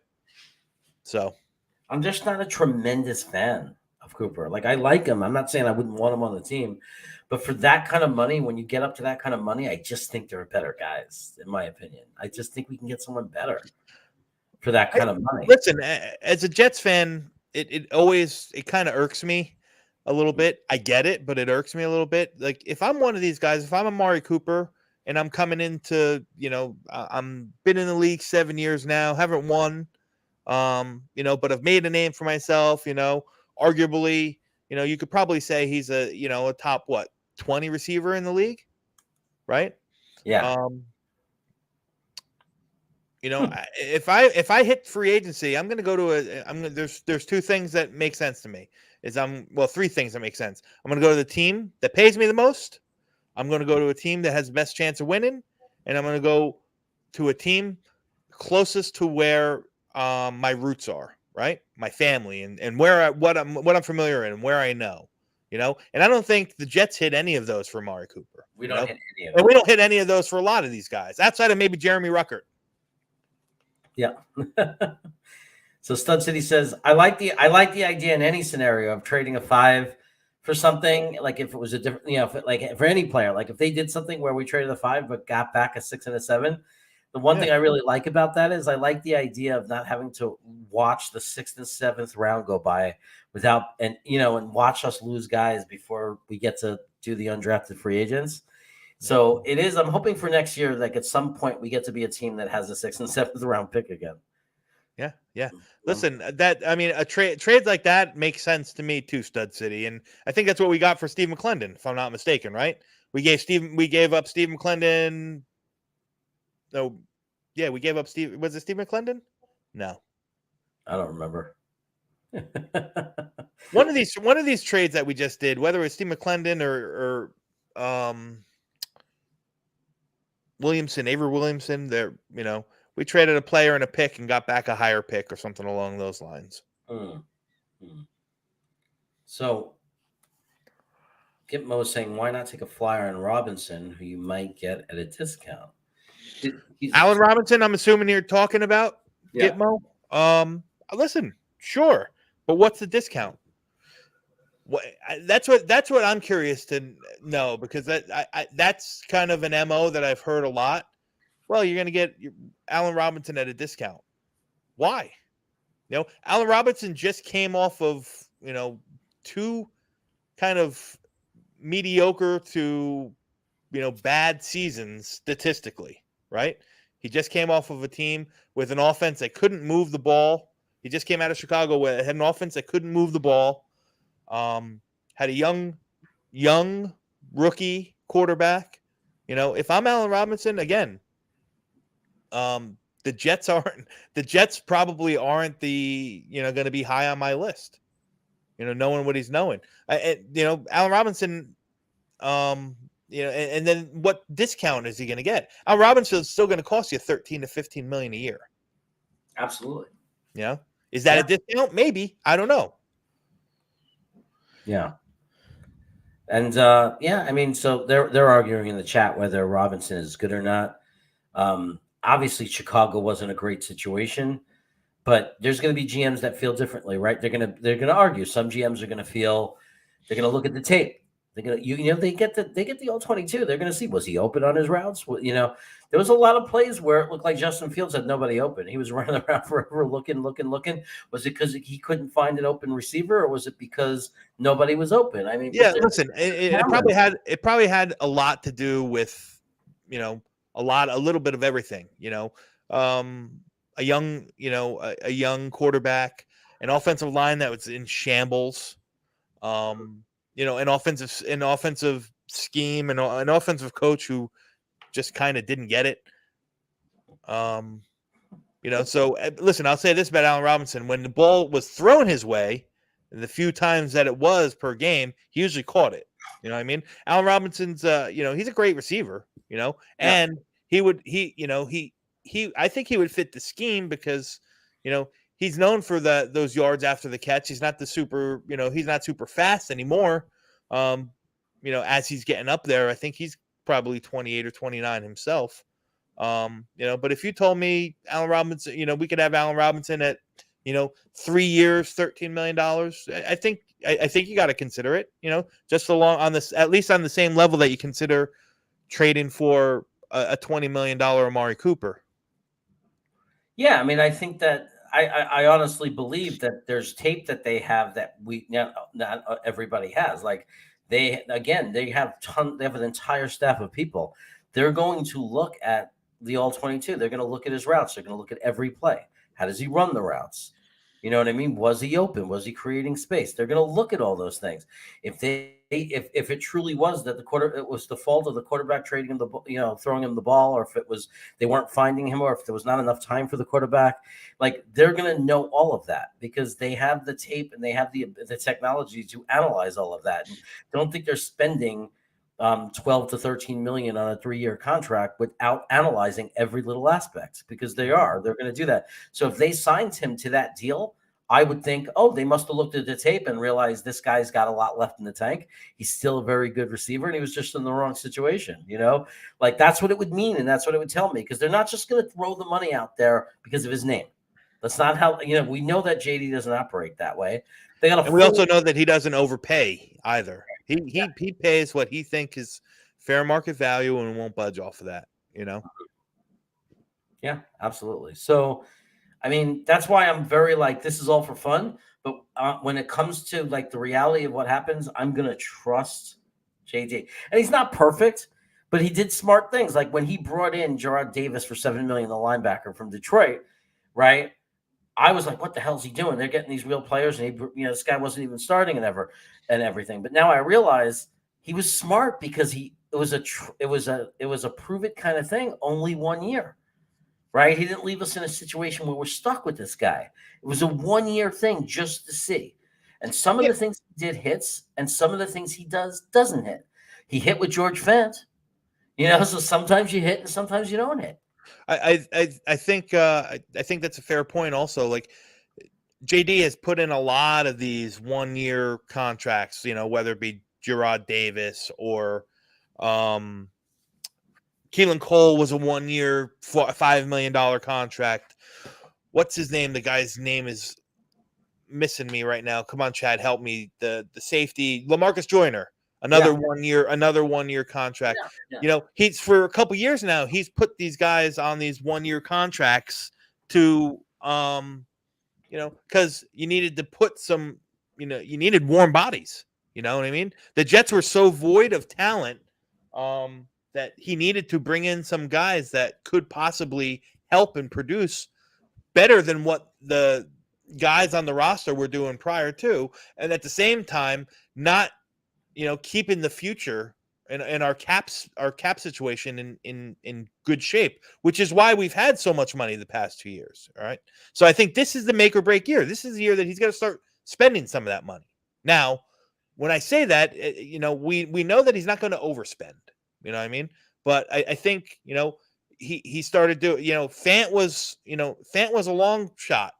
People hated the contract when he signed Fant to 3 years, $30 million. Jets fans were, beside themselves. How could you give this guy $30 million? Blah, blah, blah. He stinks. And, no one was a fan of George Fant after season 1. And then last year they put him on the left side and he was great, and now everyone loves George Fant,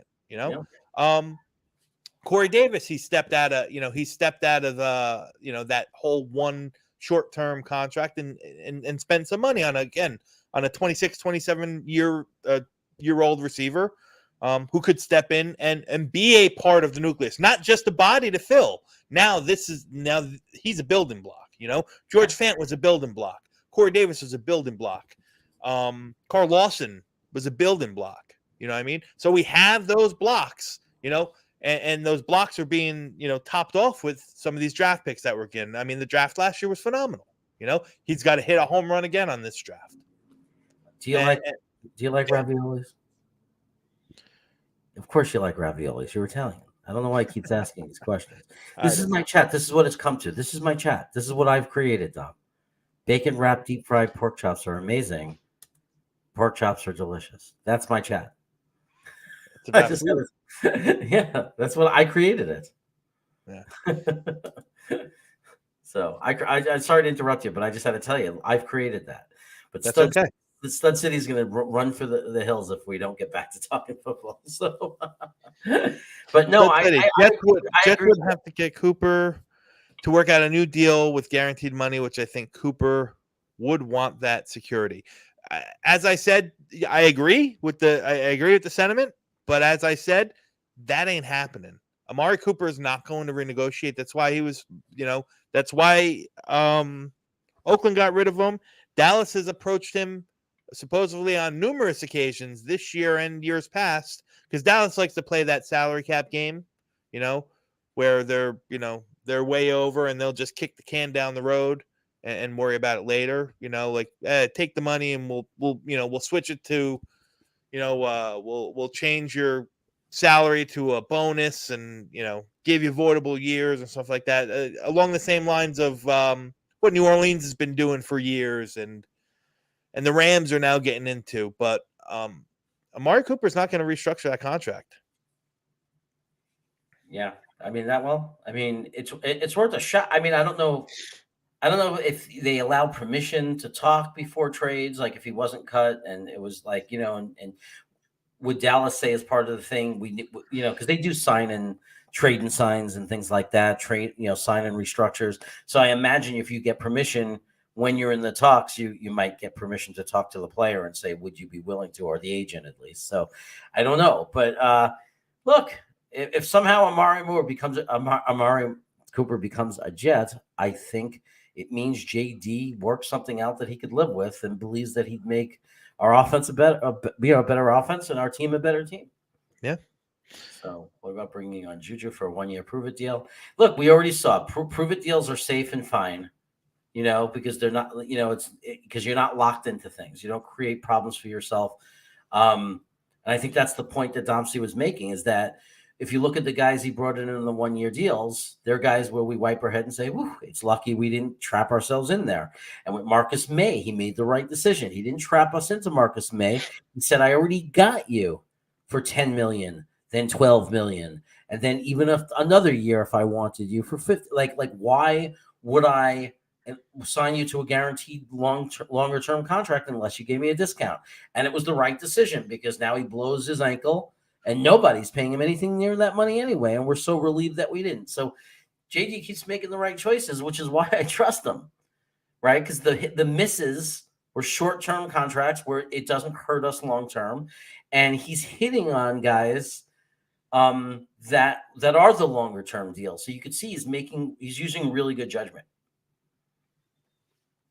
So let's see what Rusty's saying. You're Jewish now, J. Cole, and can't have bacon anymore. That's right, J. Cole. Except I don't observe that, Rusty. I eat plenty of bacon. So non-practicing. Okay? Juju's a slot. Well, I use common sense. Both right? Barrios and Crowder are gone. We don't need him. I agree, Iowan. He's a slot, and really is the only place that he can play with any scant success. So yeah. Yeah. Just getting back to what I was saying, I use common sense when it comes to those kind of things. And the reason that the Jews didn't eat pork back then was because they didn't have refrigeration and it was really dangerous and people got sick. So they said, let's not do it. But we have things called freezers now and refrigerators and vacuum backpacking. So pork is safe, so you can eat it now. That's my thinking. But anyway, they could have brought Juju back last year and didn't. Well, the Steelers, he wanted to stay with the Steelers last year. So, you're about to have some chicken finger. He just keeps talking about food. No Cooper, too old. Well, apparently he's not as old as we thought, Ness. He's only going to be 28 in June. But I do think he might be asking too much. I don't like the. I don't know if Cooper's asking too much. Cooper is under contract. Yeah, that's just what he has. If we trade for him, we trade for his contract. Okay. Sorry that he blocked you. Maybe he just doesn't like you. I'm sorry. I can't get involved in those things, JC. Post is mad because Penn State sucks and will never win a national championship again. These guys are in there just talking trash to each other. Okay, this is close to the truth. Okay. Yeah, man. It's amazing how Amari Cooper became such a big topic of conversation. I don't know. I'm just not the biggest Cooper fan. I don't think he's bad. Don't get me wrong. He's just not the guy that makes me think, oh, that's the guy I want. I want Amari Cooper. I loved him when he came out.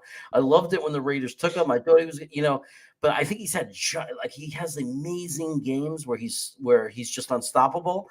And then I feel like I just know from the fantasy perspective of a fantasy football guy, then he has weeks where he does nothing. And yeah. I think he's gotten more consistent in his career, but that's how his career started. So I've always had a bad taste in my mouth with him because it's like either he gets 10, 12 receptions and 210 yards in a game, or he gets 2 receptions and 18 yards. So let me ask you this. And again, I like Amari Cooper. And if the Jets made the move for him, I'd be fine with it. But let me ask this. I'll ask you, Jeremy, and I'll ask the chat as well.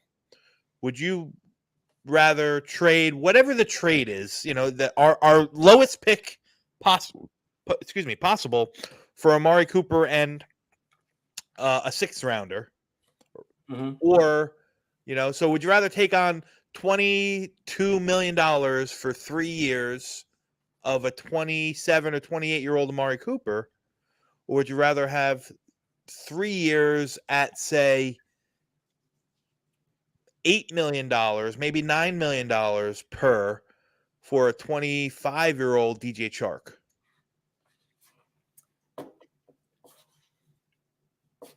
I like the DJ Chark only because I feel like there's guys in the draft. I feel like we have a lot of draft capital, and I feel like we're at the point in our franchise.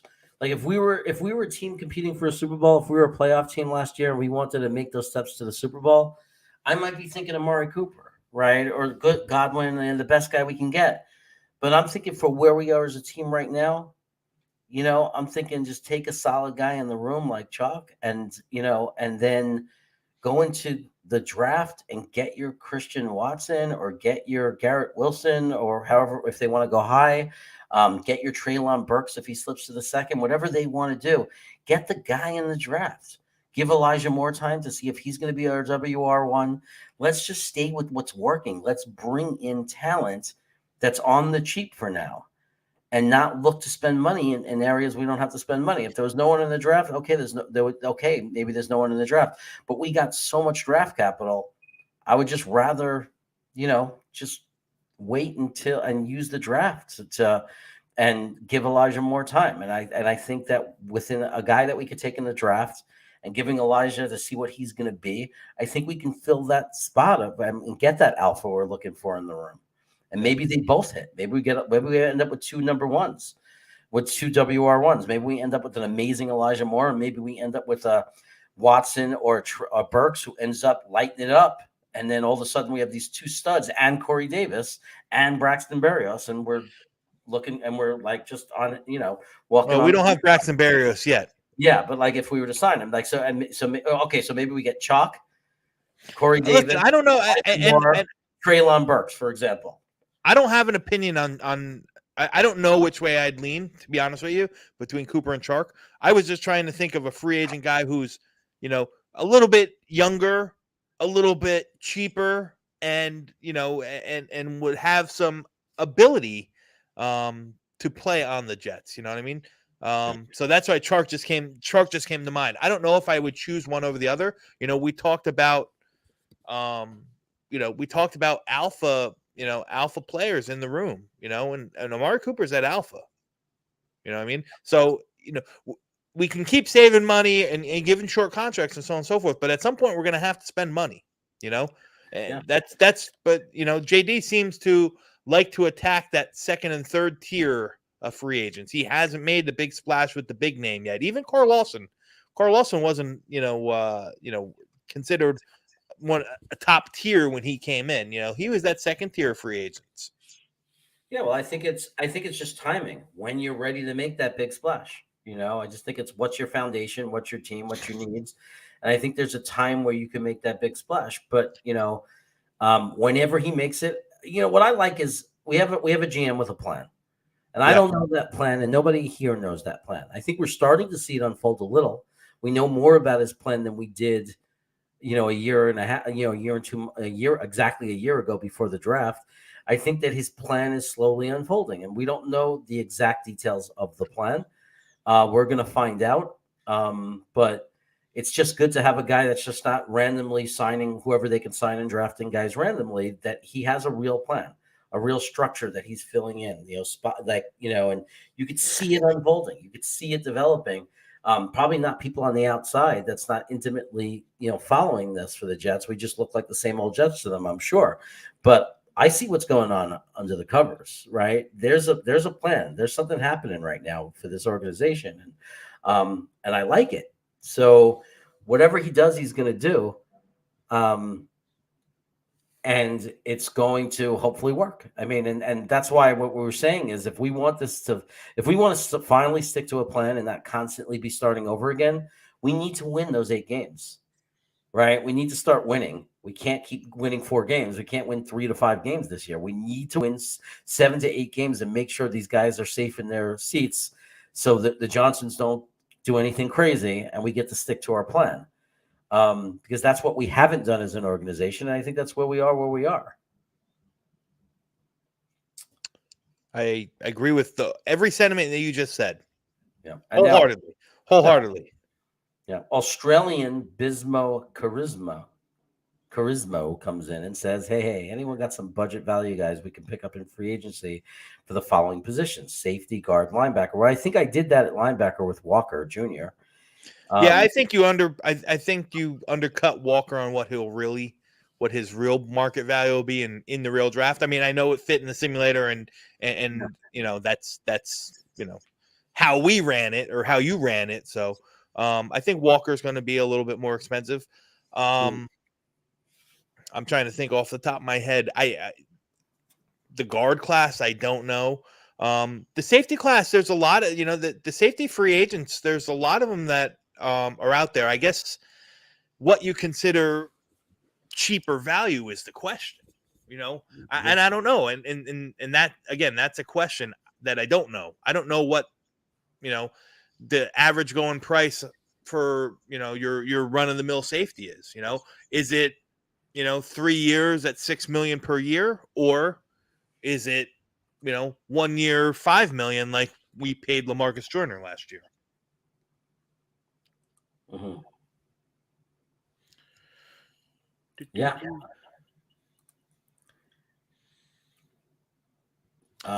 John Edmonds from the Steelers. I like him too. Isn't there a guard? I think he plays center also. I think Nick was talking about him. Big Nick the other day was telling me about him. Daniels for Chicago. I think he plays center. James Daniels. He's a center and a guard. Yes. More of a power scheme fit. I don't know how much of it. Again, he's more of a power blocker. I don't know how much of a scheme fit he would be for us, but he is far. I think he's probably going to be one of the higher priced free agent interior linemen out there this year. So, if you talk about value, I don't know if that's value. I could see him. I could see him securing $10 to $12 million a year without question. Wow. Yeah. Yeah. I mean, look, if he was a fit for the system, I would love a guy who has the versatility to play center and guard. That would be beautiful, right? Because then it gives you so many options. I think between free agency and the draft, we're in a great position to really solidify our line with our offensive line without using up too much capital when you think of money and draft to not fill other spots. And I really like that. I really like that we have an opportunity to just complete the offensive line and make it, a top tier offensive line, maybe break into the top 10 realistically, and still have a lot of capital left over in draft and money to do other things. Because I'm a really, I know you too, anybody that knows anything about football, especially when you have a rookie quarterback and you want to establish an offense that's predicated on the run, you got to have the offensive line. You just have to. You can't have a weak link, because look what the first part of the season before we got Mr. French LDT, look what it was. Look how bad it was to have, Van Rotten. I mean, it cost us our left. It cost us our left tackle for the season. And one of Zach's injuries was also him, getting run over. So it killed us. I mean, it absolutely killed us. One guy, one horrifically weak link killed us. Yeah.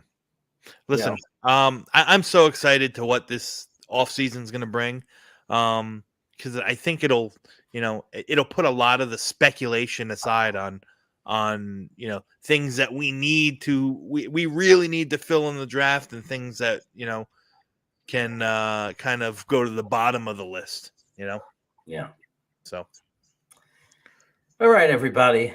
We're at the 2-hour mark. I know it's getting late where you are. You probably got to go to sleep and get ready for work. My brother has just arrived from Washington State. I hope he probably listened to this whole show for the last 2 hours of the trip. But I thank you again, Dom C. That was great. I'm looking forward already to next week. I'm looking forward I'm looking forward to your roster additions through the Off Draft Simulator. I'll send you the website in case you don't have it, and we'll put it in the PowerPoint again. We'll do the same thing next week. We'll see. I think after all this, you're going to have, I'm kind of jealous. I wish I had the information I have now. It was a learning experience, but I think we're going to get stronger for next week in our imaginary little world.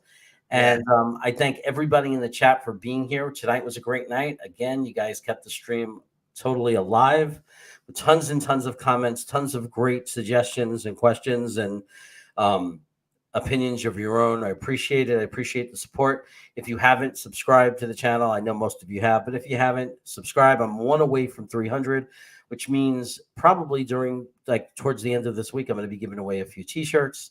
So nice. Get ready for that. It looks like either on my Wednesday show or my Friday show, we're going to be giving away t-shirts. So we're going to get to give away stuff. That's always fun. Yeah. And anything you want to say and promote, Tom? Hey guys, thanks for dealing with us for the past 2 hours. It's always a lot of fun to be here with Jeremy. If you can, hit me up on Twitter. DC_Jets fan is my Twitter handle. Go read the content that I'm putting out on greenbeanjetsfan.com. Click into the P's of the pod and you'll see all my breakdowns on this year's draft prospects. He's got an article on the running backs, which are going up soon. And then next week I'm gonna do a little digging on I've already done the digging, but I'm actually gonna produce the article for the linebacker. So we got a lot of good stuff going on. Green Bean, and I are going to be doing a lot of collaboration stuff too. So it's a lot of fun. Any interest or anything that you'd like to talk about, the best way to hit me up is Twitter. And I appreciate you all, man. Let's go Jets. All right. Thanks, Tom. Thanks again. Thanks to the chat. Have a good evening, everybody, and I'll see you later in the week. I would regret it if people look back at the first episode and you weren't on it. Yeah, well, I like that. It's called forward thinking. We have one of the worst beats in the world. We do. Our beat is horrible. Connor could shove that article up his ass. And then I went to that game and I was like, this is the greatest team I've ever seen in my life. I'm a Jet fan. This is going to be the greatest run ever. Yeah. No, because if they take a Kwanu, I'm not complaining. Joe Douglas is the king of keeping shit close to the vest. A 2, a 4, and a 6 for Darnold. Did the Jets really ruin Sam Darnold, or did Sam Darnold just suck all along and we were just trying to talk ourselves into it? And Hamilton is a player who can potentially make a very big impact. And suddenly here we are today, you can't get rid of him. Right, it's like a plague. Joe Douglas was hired because he's not those general managers. Okay, Luscious. Somebody is going to fall just like Elijah Moore did, just like Michael Carter did. If you had one sentence to say to Joe Douglas, what would you say? So you would say, you had me at hello, and then give him a big old wet one, right?